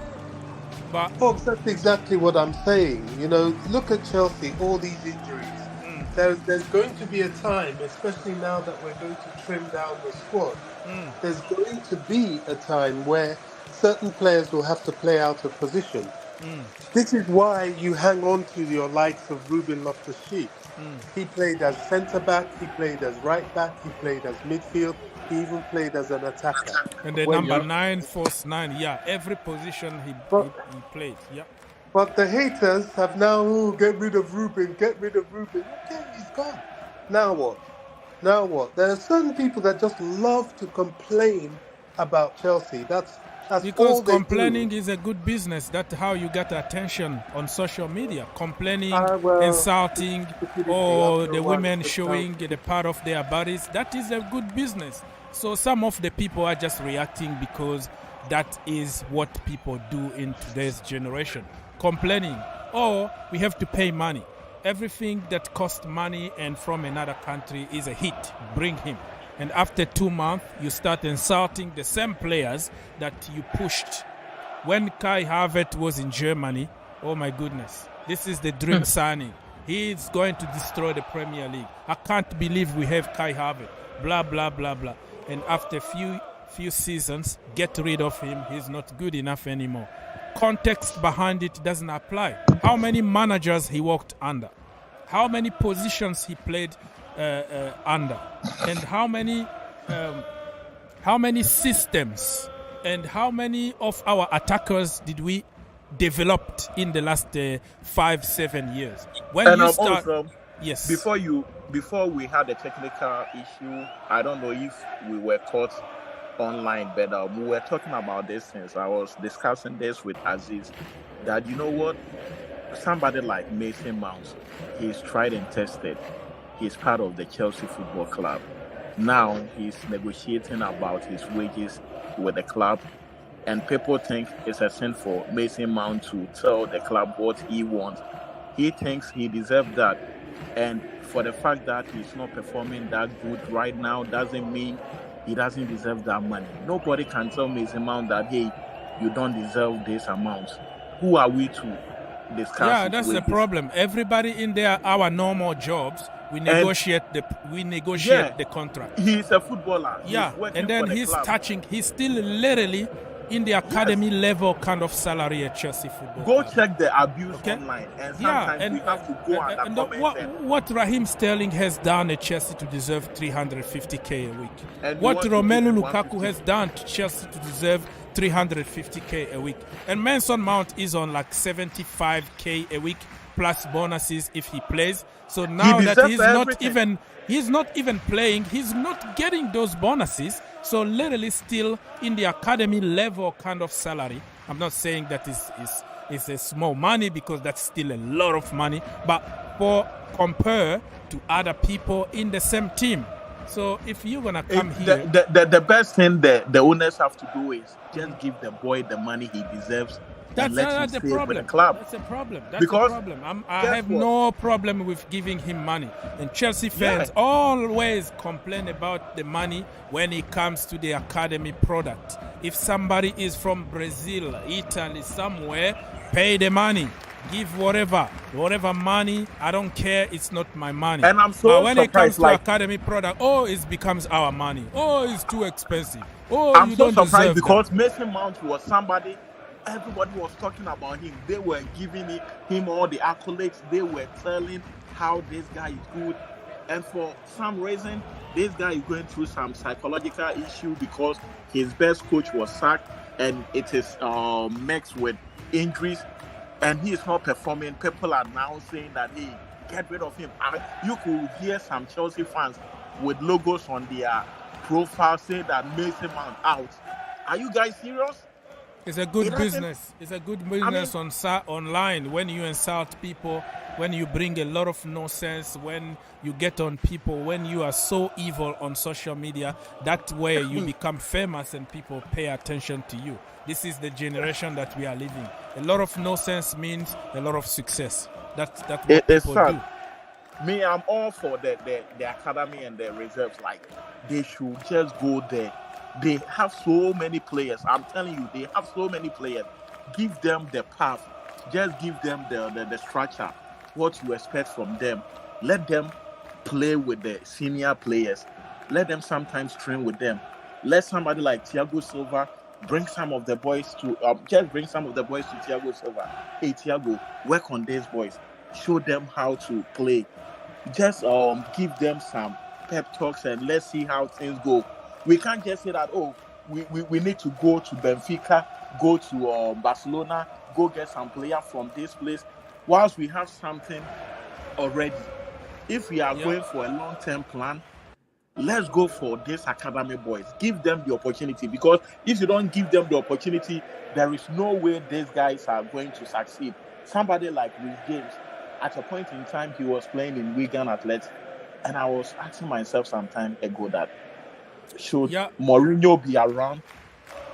were we going to see Reece James flourishing as Chelsea Football Club? And the answer would be no, because at the end of the day, Mourinho would have sold Reece James.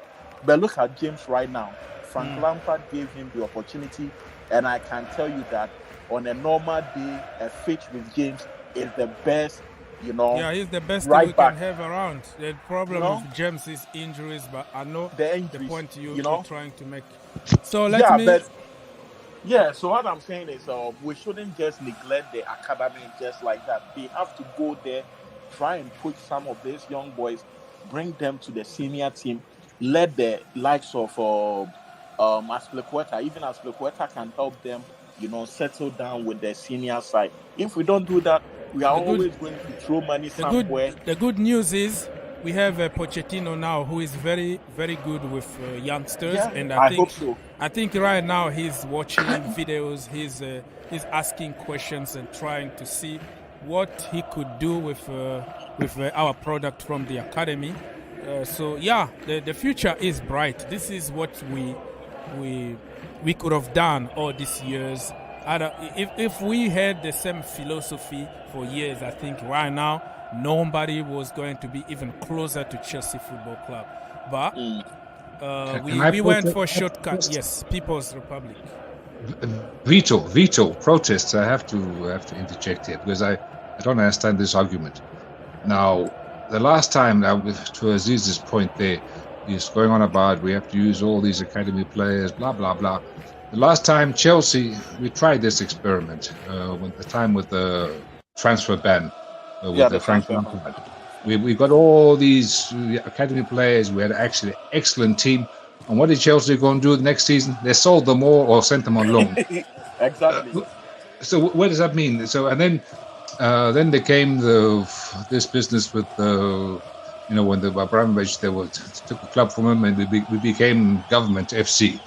And there we weren't allowed to buy or sell, not even a T-shirt. And once the moment that ban was lifted and Uncle Todd took over, it's like a kid in a candy store. He went absolutely crazy. 600 million, whatever, spent on some of the players. You think, why? And so I don't see Chelsea going down the route. Chelsea's the DNA seems to be they're going back to buy and throw away.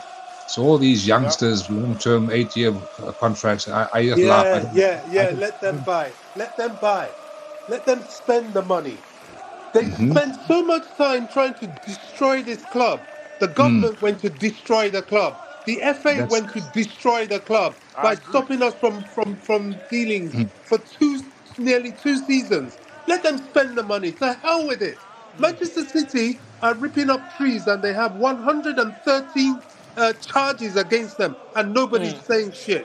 I don't give a listen. Let them. They haven't even spent enough to spend another 600 million.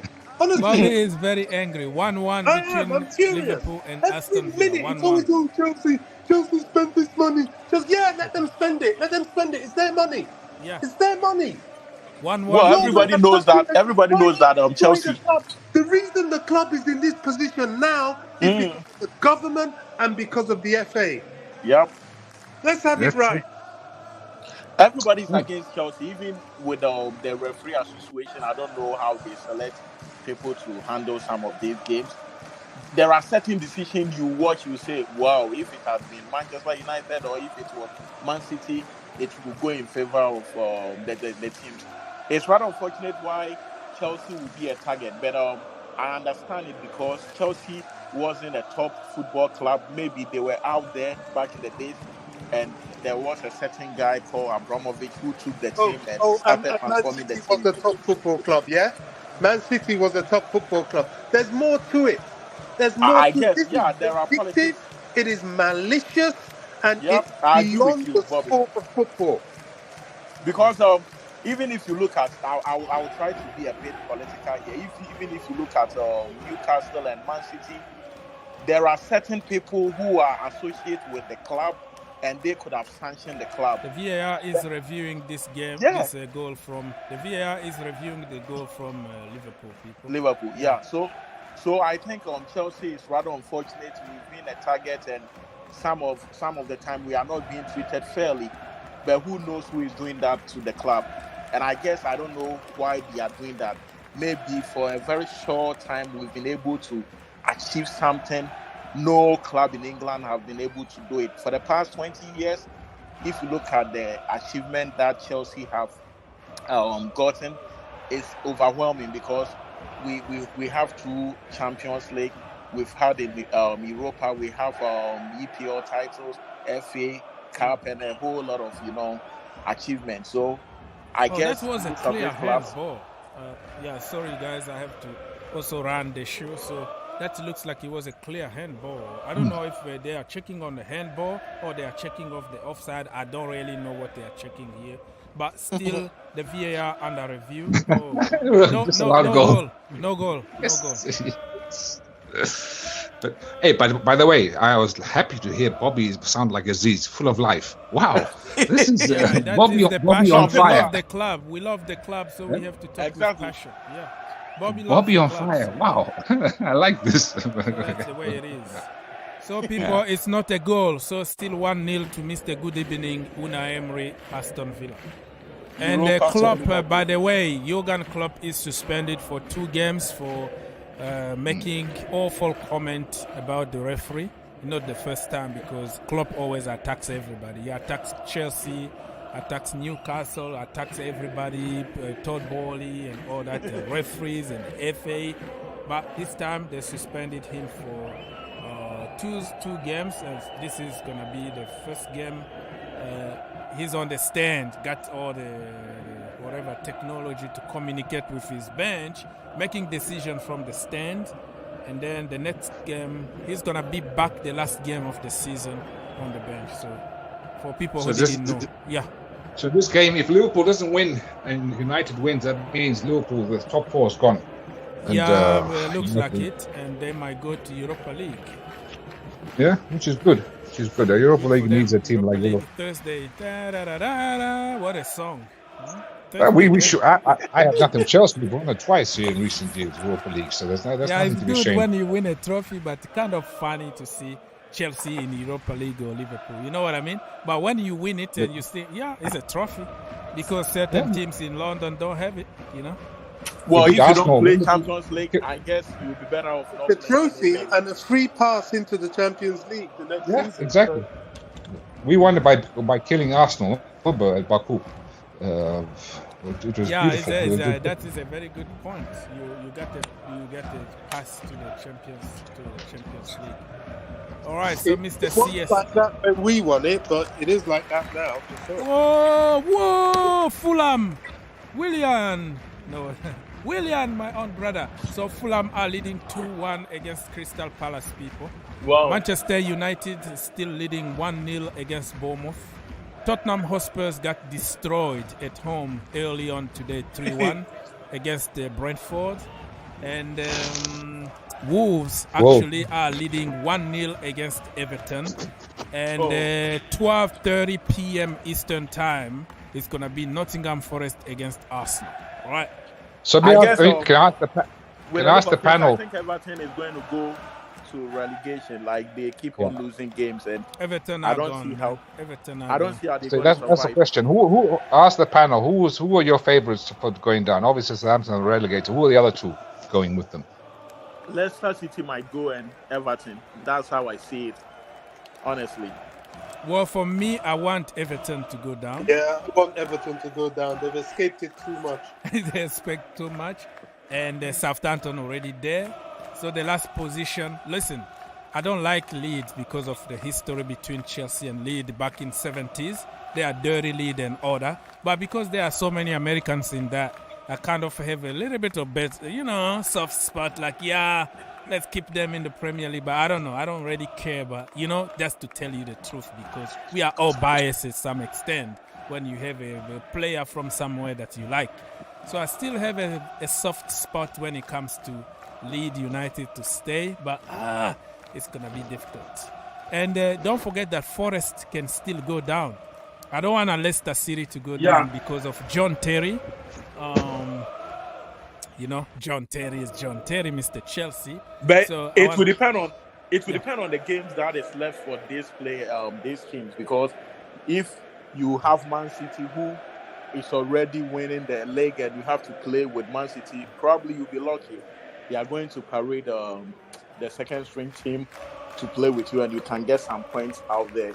But if you have a team like Arsenal, who still have hopes of winning the league, and you're going to play with them as Nottingham Forest, you got to be putting extra, effort, because they still want to get 3 points.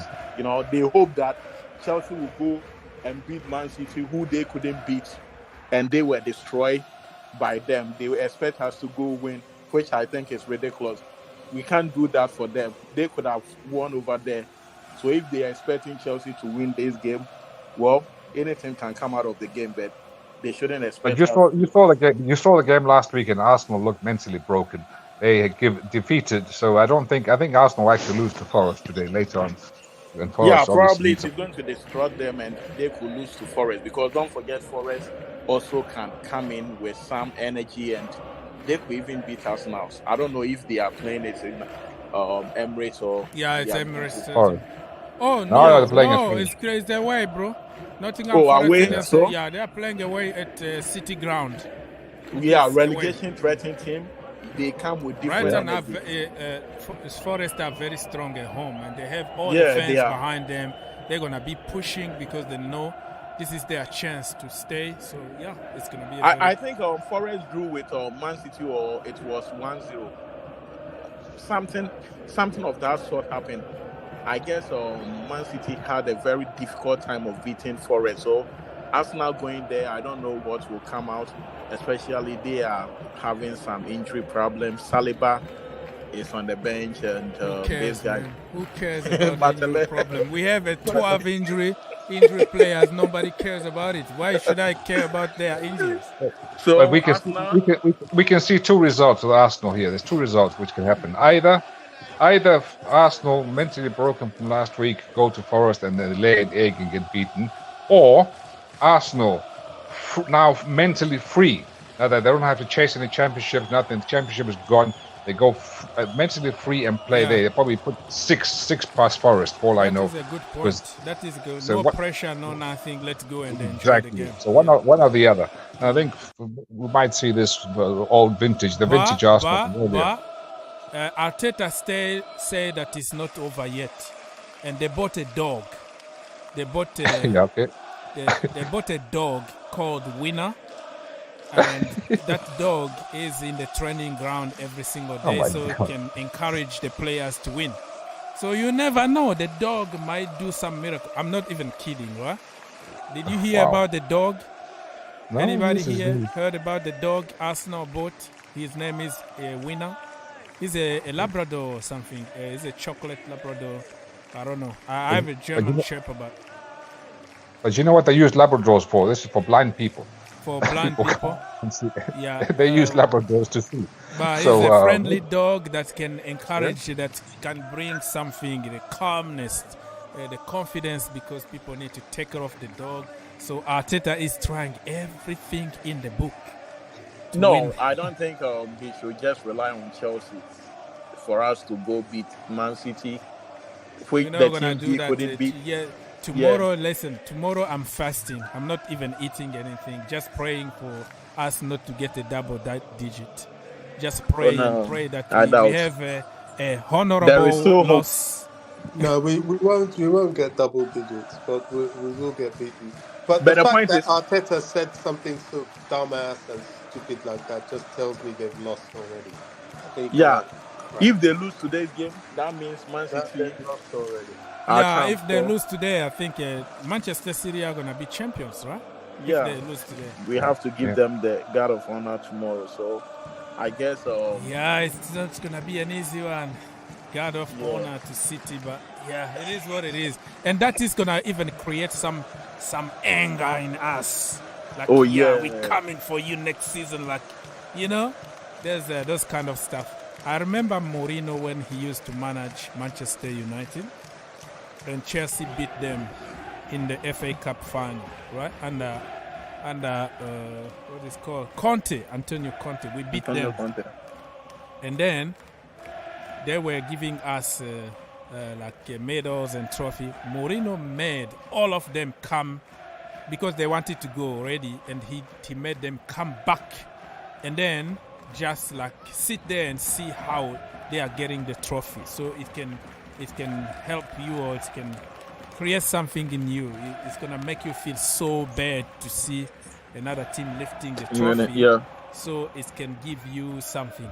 And you know what happened next season? They went to win like Europa League and another Mickey Mouse Cup or something. So Mourinho went to win double that day. I think it was a Community Shield or Mickey Mouse Cup, Carabao Cup or something. The next season, actually, they went to win something. So seeing them, the point is applauding them, God of honor is going to help Chelsea to say, what?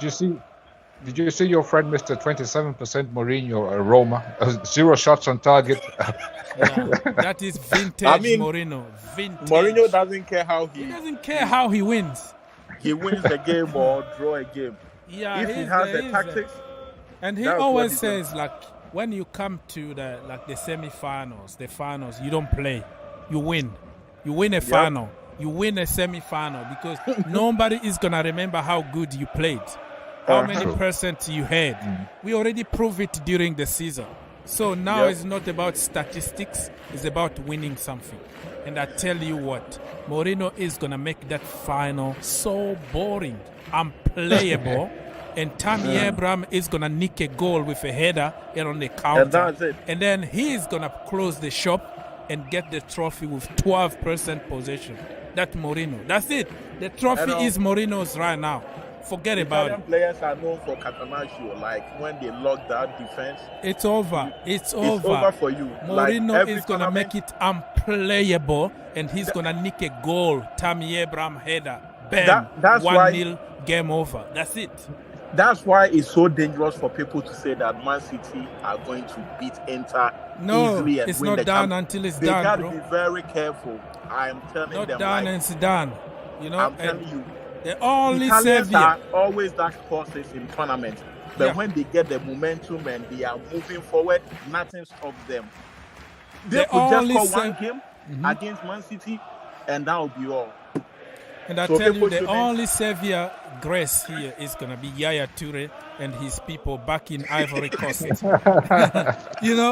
the Ivory Coast people decide not to give the trophy to Pep Guardiola, it's not going to happen. So they have to go now, apologize to the village, say we are sorry for everything you've been done to your son. Otherwise, it's not going to happen. You might see they're going to send some. You will see. I don't believe that in football. You will see somebody like Pep Guardiola benching like Haaland and Kevin De Bruyne and Bernardo Silva in the final. That is the Yaya Toure effect. I'm telling you right now. You better go to the village and negotiate that. They have to be very, very careful because on the paper, they are the favorite. And sometimes if you are a favorite in any final, things can just go so bad. So bad. And if you look at the Inter team, I wouldn't say they don't have like good they have some quite good players. If you have Dumfries, you have Martinez, Lukaku, even their former player is there. What's the name? Edin Dzeko. Yeah, Dzeko and all those guys. So they have a lot of good players out there. So that final. Listen, a final is a final, my brother. Listen, that could be your last day, like your last final, your last game in the Champions League ever. You have people like Mkhitaryan. You have, in a final, right? Yeah. You have a girlfriend that you've been talking to and she doesn't like you and she's watching. She's in the stadium. You have to do something for her to say yes. Yeah. Listen, in the final, you bring your family. You bring your entire village. You bring your kid. You bring everybody in the final. So, what Di Matteo did is, he didn't have even the team's talk. He just brought some videos they recorded, like Didier Drogba families back in Ivory Coast, for example. They recorded all the players and the message. Play this game as if it was the last day to be alive. So I'm telling you, it's not that easy. It's not done for Manchester City. They have to prove it on the pitch. I have interesting stat for you. Like I was telling you, Strats, about the team in red plays in red and white stripes, always loses the final, semi-finals in the championship. The Champions League, the last 6 or 7, Carabao, the team which has had a Croatian player has always won the Champions League. The team which hasn't had one has lost. And if you look at this one here, Man City versus Inter, the only team who's got a Croatian player is Inter. So that's one. It's one of those weird things there. We're thinking there's something here. So my money is definitely on Inter. I will definitely play. I put my money on it. It's 50-50 for me. The day will be boils down to psychological, effect. Whichever team comes in, psychologically sound might win the game. It doesn't matter how you have played over the season. If you get to the finals, the platform is totally different. The crowd is going to be there. The whole world is watching you. How are you going to psych up for the game is another important thing. If you go and you start having running stomach before getting on the field, that means you're going to have a very bad day as a player.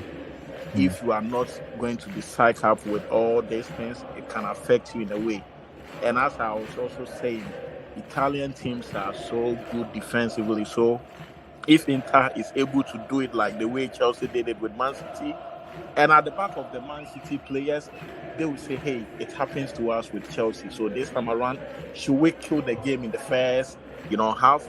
If they are able to do that and maybe score 3 quick goals in the first half, then probably they can kill the game. But if they are unable to score a goal and the game should go to even extra time and even penalties, I guess they are going to blame themselves for that. So, all right. It so depends on how they approach the people, game. James Milner is out. Hendo is in, and I think Robinson also is in. I don't know what place he put to. Firmino.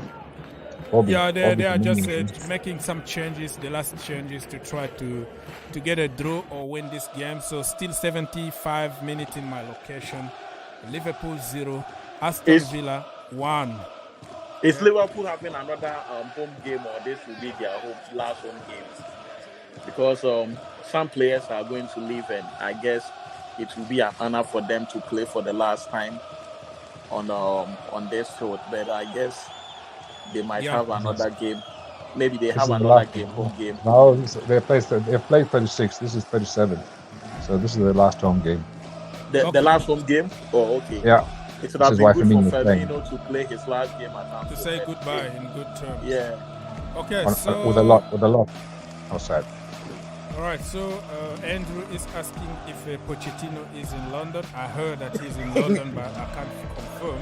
Being in London... Can I ask the question about Pochettino? Go. I have my only worries about Pochettino is the guy hasn't managed, over a year. If you haven't been in the job for over a year, do you lose touch? No. Or I don't think it's so. not like a player where you have to play regular games. He's a manager who could be even better. This could be a good thing for him because he's been watching a lot of football and analyzing other teams and going to games and understand himself a little bit more, what he could have done better and what he's a manager, bro. It's not. And even it will give him time to correct some of the mistakes he has done over the years. He's going to learn so many things, and probably he's also going to learn more about these Chelsea players. I guess some of the players is very new to him, and maybe he will use the time to work them. But my problem is we need to start the off-season, preparation early. If we are unable to start early, it might affect the season. I guess after the Premiership games, they have to spend some few time and they have to call them back to, Cobham so that they can train for a very long time. If you don't have enough or adequate time to prepare for the season, you're going to run into so many problems. And I guess if Pochettino comes in early, he will just assess all the players and he will decide what he has to do next. But if we wait till somewhere July before he comes in, honestly, it's not going to be honestly right now, technically he's already at work. His mind is already at work because watching videos, talking to people, finding a way of play and what is going to suit best the team next season. He's already at work. Remember this guy, what is his name? Erik ten Hag. He didn't take a vacation. He just came straight after Ajax to Manchester United and started walking. So walking doesn't mean necessarily being on the pitch. And also the players are human beings. They need some time off, After a terrible, terrible season, probably it's going to be a bad idea to just bring them very quickly. Let's make them go, relax on the beach, enjoy a little bit time, and the manager is walking. And then when you come for a normal season, it's going to be okay. Like sometimes just let it go. This season been really tough for everybody. Let people go, enjoy time and vacation. But the manager is going to continue walking and talking to them on the phone. If I was him, I was going to give them a choice. If you want to come back earlier, that is your choice. If you don't, and then come back in normal time, Yeah. He has to also sort out some of the players who are likely going to leave the club, so that if they will just restructure the whole, squad, it will be perfect, because waiting for too long might, affect so many things. So I guess, as you are saying, he's still doing underground work. If suppose he has to join Chelsea, because right now anything can happen, when it comes to some of this. And Pochettino could be here, or probably it will be announced that he's no more coming. It's also likely he's not going to come. So the only thing we want to hear is, hey, it's now the new coach, everything is now official. We don't have to waste too much of a time, because honestly, we don't have a lot of time to waste at all. Yep. And there are some international games along the line, so we have to do everything quick. We don't have to waste time, honestly. Today, for people who don't know, the U20 World Cup, whatever it is going to start tonight. So I think the USA against Ecuador. So if I have time today, I will be watching two Chelsea players, Gaga for the USA, and also Hendrik Paes is the kid that we just bought from Ecuador. He's going to be playing with his country, so I will be watching it if I have time. I'm not going to do a watch along or anything, but it's interesting to see how those youngsters are going, because some people think that Messi became Messi just out of the blue. He became Messi and Ronaldo. They just became 22 years old, killing machine. They came from somewhere. They came from tournament like this. So if you want to understand football better, you have to pay attention also to watching other football, every single level you are watching. And that's why we have a problem today on social media, because we have so many people who know a lot about football without knowing anything, just because they are watching TikTok 15 seconds of some compilations, and they forget that somebody started somewhere. Folks, the secret to the success and thriving of the African nations in football, and indeed some of the other nations from other continents, was, especially the African nations, their heavy investments in underage competitions. They really poured themselves into it, and from there they brought out players like Kanu, Mikel, you name it. So many of them came through that system. So it's a very valid system to keep an eye on. It really is.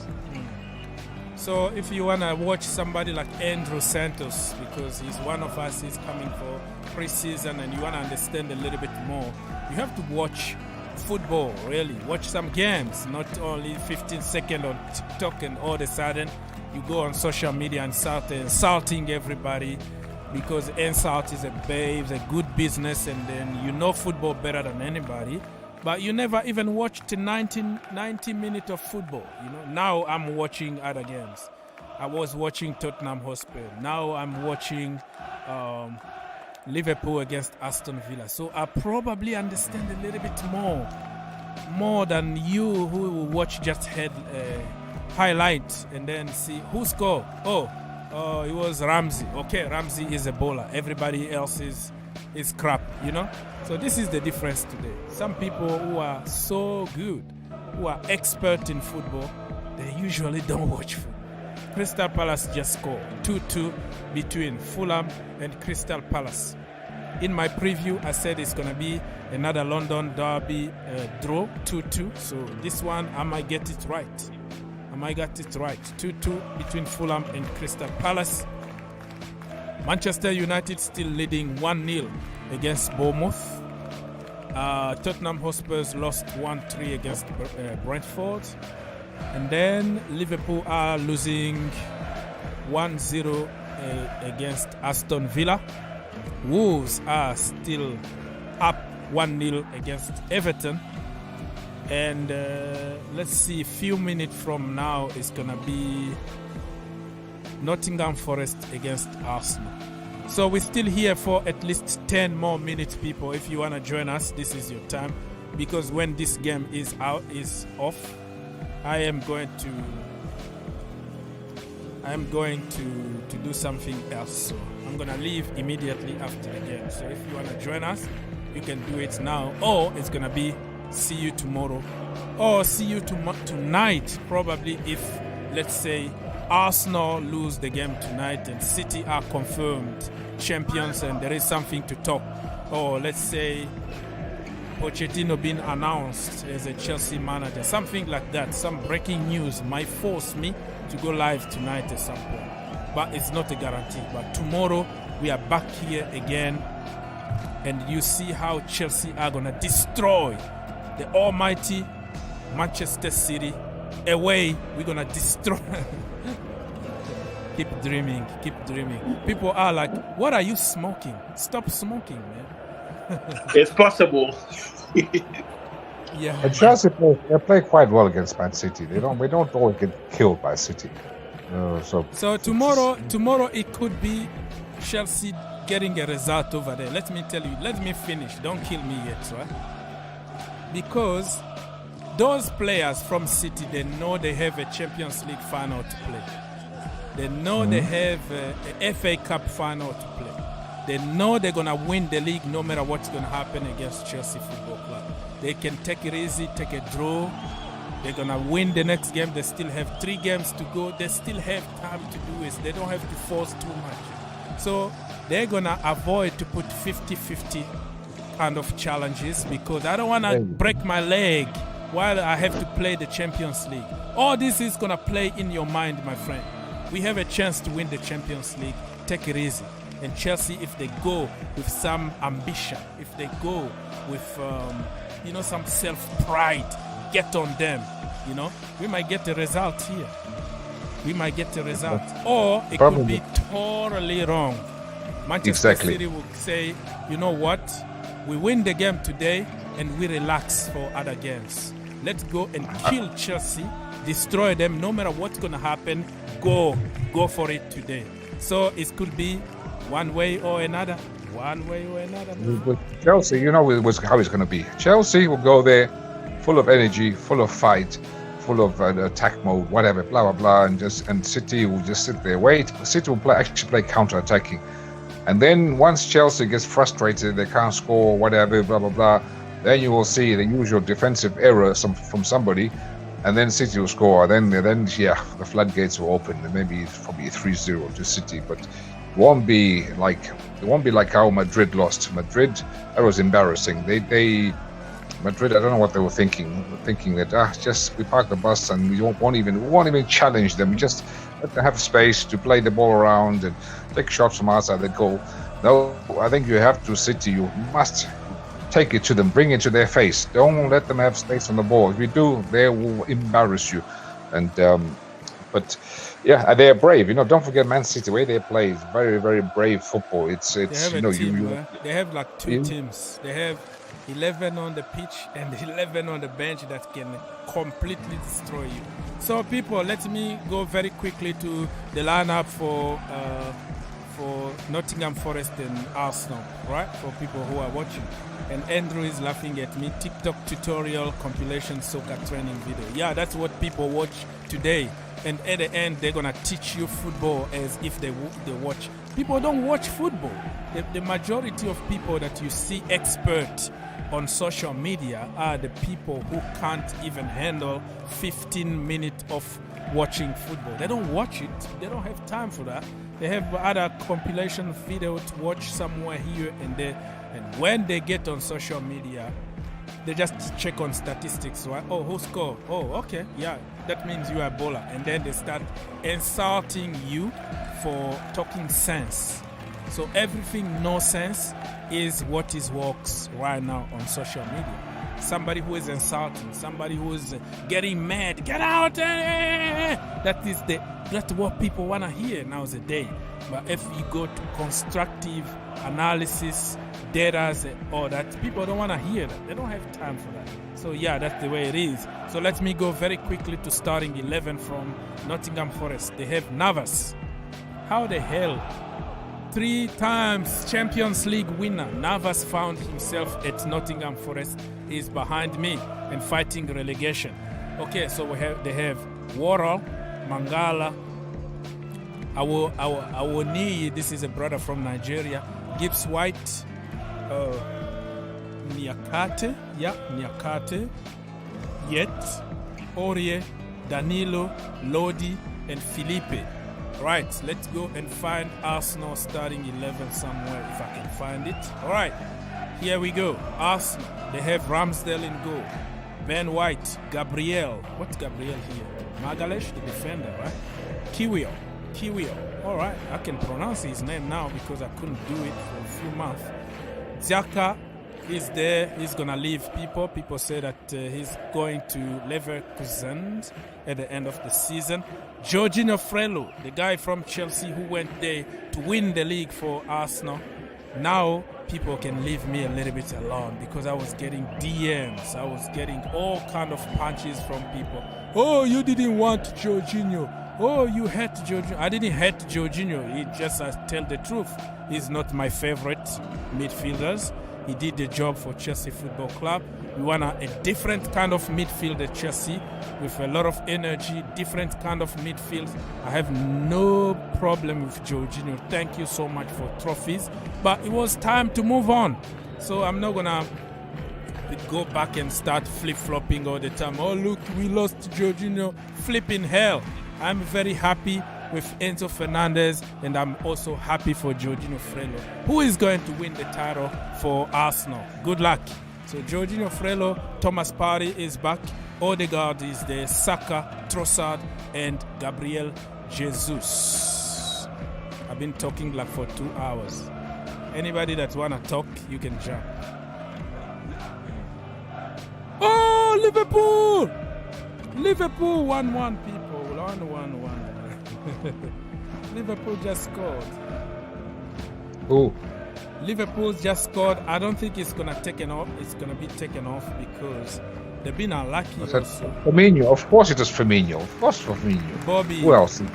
Last home game, of course he's gonna score. 1-1, people. But they still dropped. Don't you think Real Madrid is going to sack Ancelotti? Bring him at Chelsea, bro. I would take Ancelotti all day long. I like the guy. He can develop people and he can also win while developing. I don't know why. And who is going to be their manager if they sack Ancelotti? I mean... Well, maybe they can bring Zidane back. No, I don't think Zidane should go back then for the second time. I mean... He's a legend as a player. He's a legend the 2 times that he went there. Won 3 Champions League as a manager, 1 Champions League as a player. He went back and won the La Liga and another trophy for the second. It's over, man. Don't go there and kill yourself. Just stay as a legend. Go to Juventus. Because he was looking for the French job, and I guess. Yeah, Didier Deschamps was given 4 more years. So 4 more years. So discouraged. I guess. And he doesn't want to manage. He doesn't want to manage PSG because he's from Marseille. So people who don't understand, we Parisian, we don't we don't go along with Marseille people because it's a big rivalry there that gets even physical. Like people kill each other for that. That's how bad it is. So Zinedine Zidane is from the city of Marseille. That's where he was born, but he never played for Marseille. But because he's from there and he's like the symbol of Marseille, he's like Mr. France, Mr. Marseille, is gonna be like a big betrayal if he comes to PSG. So that was the reason why he hasn't really taken any decision about managing PSG. So now going back to no, I don't think he's gonna go back to Real Madrid, in my humble opinion, but you never know. That means no job for him, or he might take some job in England. Yeah, I don't think there is any availability right now in England either. So, wow. Your friend David Ancelotti, honestly. Real Madrid, they hate to lose, especially with the Champions League. And if you're a coach and you win everything and you are unable to win the Champions League, honestly, they're going to come after you. 10 minutes added, 10 minutes added in this game here. Wow. 10 minutes. Or you can put added time until Liverpool scores again. Yeah, until and they are pushing though. Cody Gakpo almost scored a golazo. So until Liverpool scores, it's gonna be they might even add 5 more minutes on top of the added time. So Mr. Oakes, Dr. Oakes. Yes, sir. You as a former goalkeeper. So I'm just reading here on ESPN. David De Gea has secured the Premier League Golden Glove outright this season, 17 clean sheets. You agree he's the best keeper of the Premier League? He made so many mistakes, that guy. Yeah, the problem with that is it's too black or white because you kept many clean sheets, but the defense was part of that. And if you go to mistakes that he made to make United lose games, and then we start talking about this is a fact on paper because you kept a lot of clean sheets and you got it. 17. It doesn't mean that you are exceptional or you've been better than anybody. Golden Boot, Golden Glove doesn't mean that you are the best goalkeeper. It's just like you kept clean sheets somehow because of your defense or because of the position or the lack of challenge or whatever. It doesn't mean that he's a better. So being the best goalkeeper in the league and being the Golden Glove is completely different stuff, if that makes sense. But he won a title with the Golden Glove, so which means they voted him the best keeper, which I don't agree. No, it's not. He's not the best goalkeeper. It just happened that your defense did the job, or you made some saves. But how many goals that he gave away? How many balls that he gave away? So many this season. It just happened that you are there. But he improved when they dropped their captain Harry Maguire at 85 million. So that's when the United defense improved. So that guy there, I don't know where he probably Chelsea know him probably buy him. So now Harry Maguire is on. It's gonna be coming to Chelsea. No, thank you very much. We've got enough problems as it is, but you never know. Kenny 14 said that he would take Bobby Firmino at Chelsea on free. Well, I think he already agreed terms and everything with Barcelona because they are the kings of free transfer. So it's already done. He's going to Barcelona. Wow. And I think for respect to Liverpool, he might just avoid any team in the Premier League. But I think he want to go to sunny Barcelona and enjoy the beach. He doesn't have to. So it's between Aubameyang and Bobby Firmino. So it's gonna be one or the other. So, but this is he's going to his. So depends if Chelsea are asking for a fee on Aubameyang because he still has like 2 years contract at Chelsea. And then they're gonna go for Bobby on free. But if Chelsea said, you know what? Oh, Everton Everton are back again from the dead, people. 1-1 between Wolves and Everton. Yeah, they also get 9 minutes at a time for Everton Wolves. Come on. They won't get that though because it's Everton. Liverpool can get it. Huh? 9 minutes of added time. Oh yeah, they got 10 minutes too. Yeah.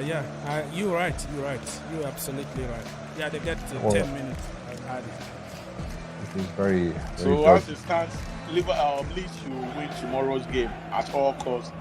I don't know if they'll be able to make it with West Ham United. It might be a very difficult game for them, but West Ham will be saving their players for the final. If they should lose, I guess it's going to be very bad for them. But West Ham's in the final of the Europa something cup there. Yeah, Conference League. So they'll be probably saving players and resting people. So they might not because I guess they are also not that safe. 37.4. Maybe they are or they are not. I'm not sure. But I guess they are not going to play match of convenience because of the Europe game. Everyone is now fighting for their life right now. So it's going to be an interesting game. But as it stands right now, I think Leeds, Leicester, Southampton might, end up in a championship. Honestly, unless Leeds pull something tomorrow, then they will go back to 17th. I guess. Agreed. So,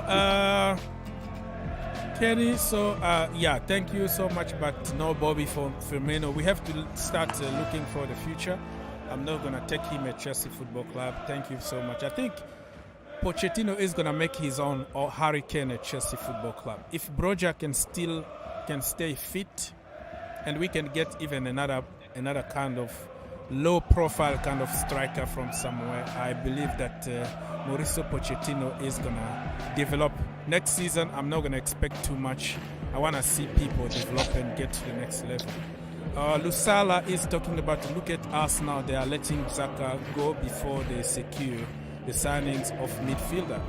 I don't believe Rice and Caicedo will move to Arsenal. They can get one of them, not both, probably one of them. But let them do the hard work, right? Let them negotiate and do the hard work. And Chelsea are going to pounce back from somewhere. Bam! We hijack Rice or somebody. So let them do the hard job the way they did on Mikhailo Modric and Joao Felix. And then we just go there because no matter how, Champions League won't make any difference because we are Chelsea, man. We are Chelsea, so we're going to go there and hijack Rice or Caicedo. People, we're still here for probably 2, 3 or 5 minutes, I don't know. If anybody can go and give me your starting 11 for tomorrow. Mark, Chelsea against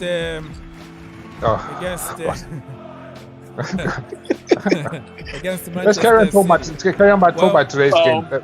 Everton's finished. Everton and the game's over.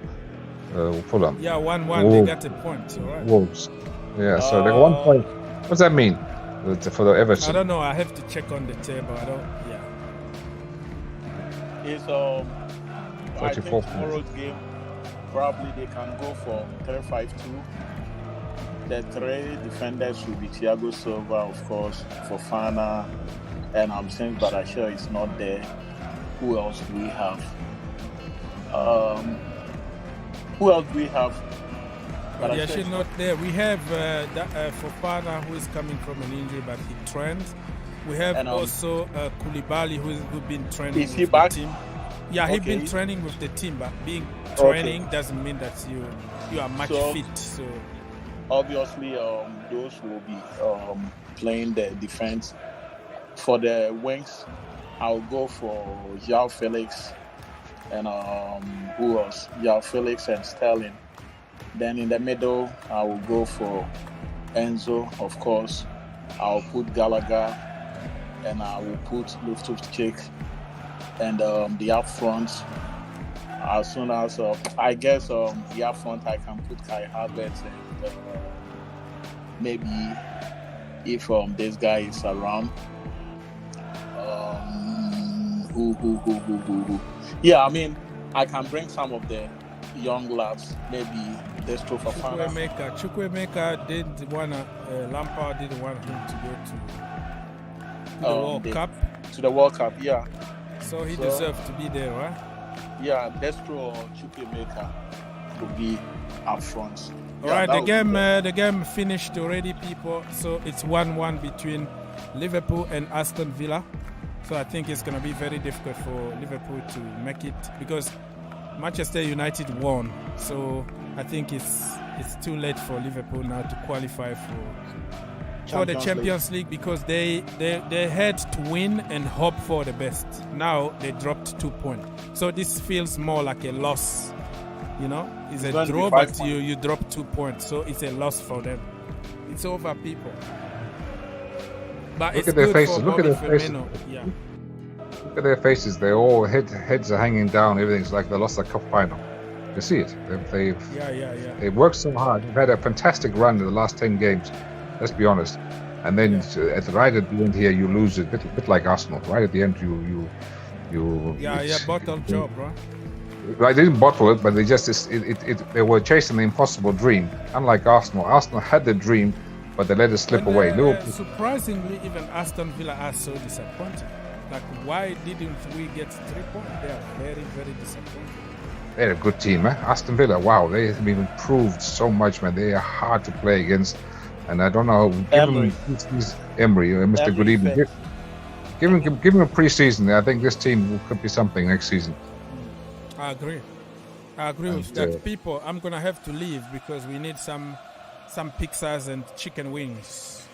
Ooh! And because my army are gonna come, but on Saturday we have that's tradition of some chicken wings and spicy one stuff.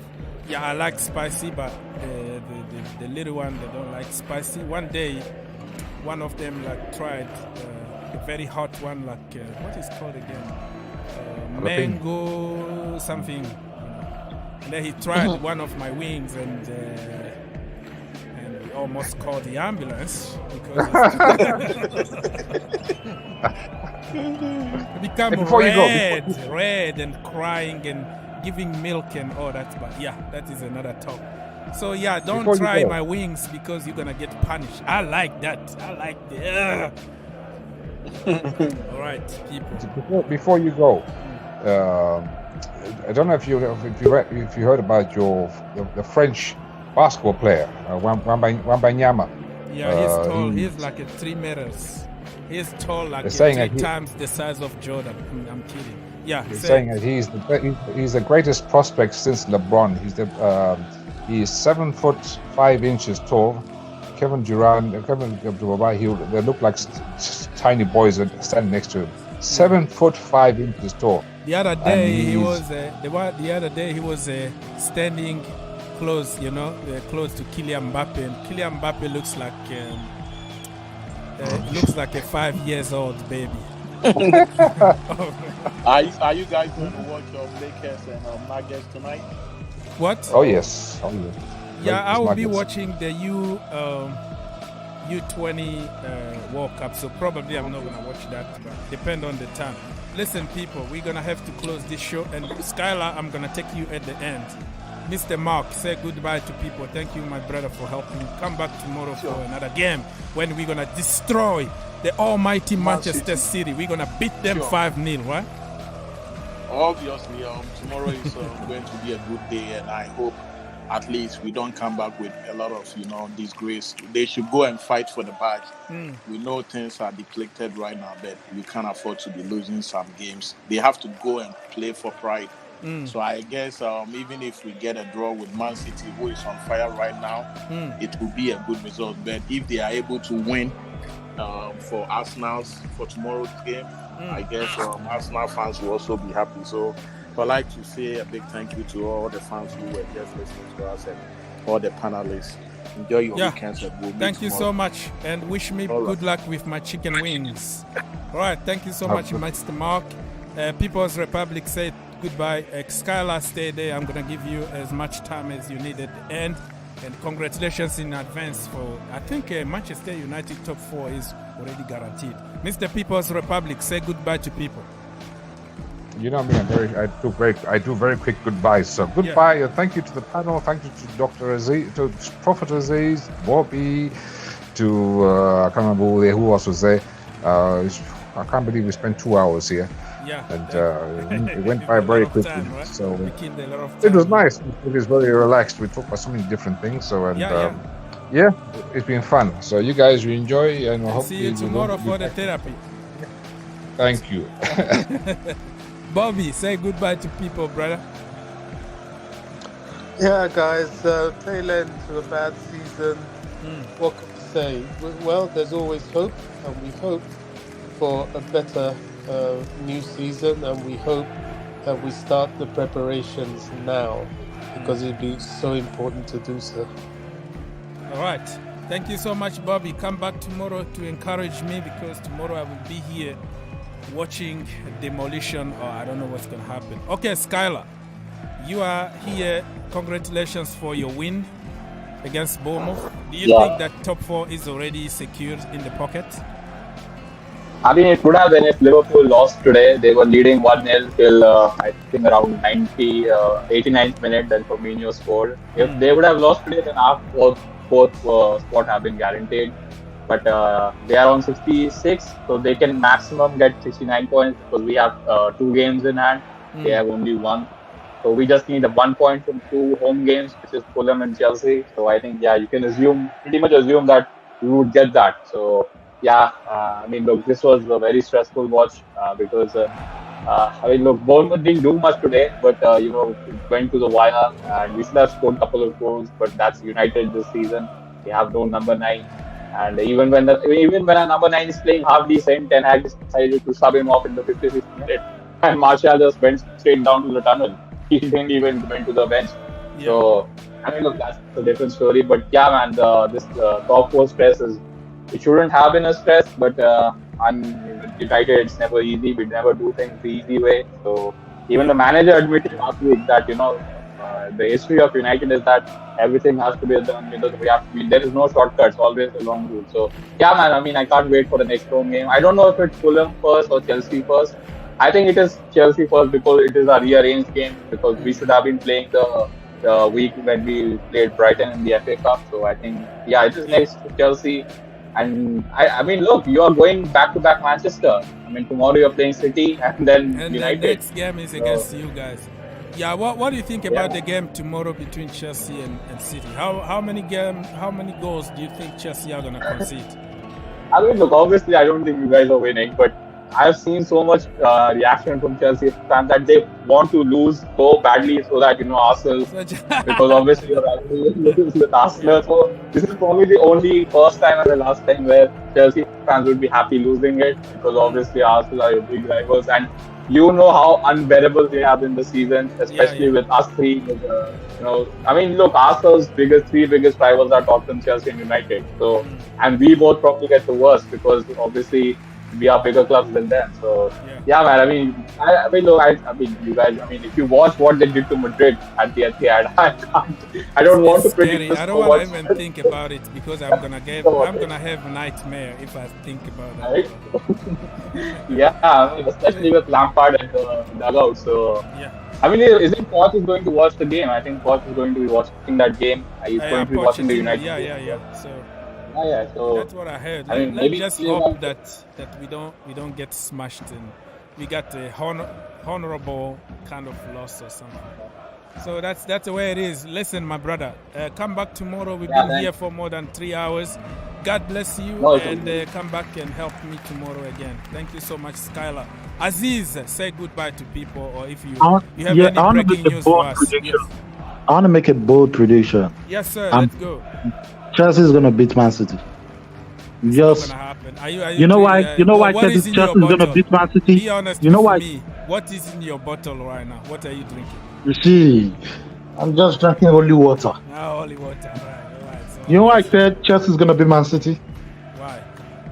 Those players will want to impress Pochettino. If they find out that Pochettino is in the field, they'll want, because these players too, they are human beings. They know how we're feeling, and they know their life is on their contracts, and how much they are earning is at stake. Okay. With a big coach like Pochettino, who is already thinking of changing the goalkeepers, because I've heard that he wants Onana. Edouard Mendy is going to Tottenham. If Lampard could play the right squad, right players at the right time, we're gonna beat Man City. And I'm gonna say it, we're gonna beat them 2-1. Arsenal will still win the league, but we're gonna. Mr. Oz, you know I'm not a Lampard fan. I've never been a Lampard fan. As a manager, as a soccer player, I love him for what he has done at Chelsea. But as a manager, he's a trash manager. But I'm gonna always say, Chelsea's gonna beat Man City 2-1. All right, my brother. Ryan Sterling is gonna score. If he's gonna play tomorrow, Ryan Sterling is gonna score. Mark it with me. All right, listen, people. You heard here first. We're gonna beat Manchester. We're gonna beat Manchester City 2-1 according to Prophet Aziz. Come back tomorrow here. I think Romano just confirmed McAllister to the Reds, to Liverpool, because he put some red and some flags, and yeah, it's gonna happen. So it looks like Chelsea. So we're not getting him. Yeah, we're not gonna getting him. It looks like a here we go before here we go here. 100% confirmed in terms of talks and project, but we don't know. Still waiting. One other thing we can do with the Lukaku deal. Lukaku doesn't want to come to Chelsea. We can swap Lukaku for Lautaro Martinez. Listen, swap deals don't happen in football often. I don't remember when there was the last time it happened, but I don't think it's going to happen because they want to get Lukaku as cheap as possible.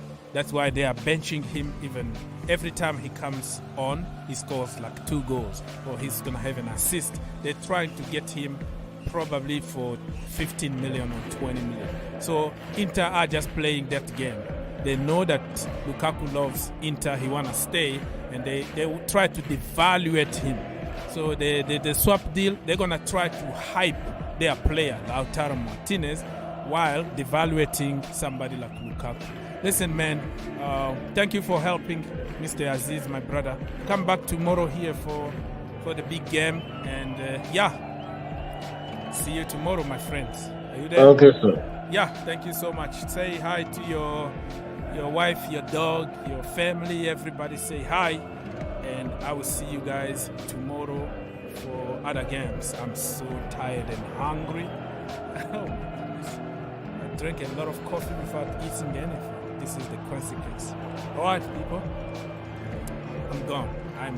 Definitely gone.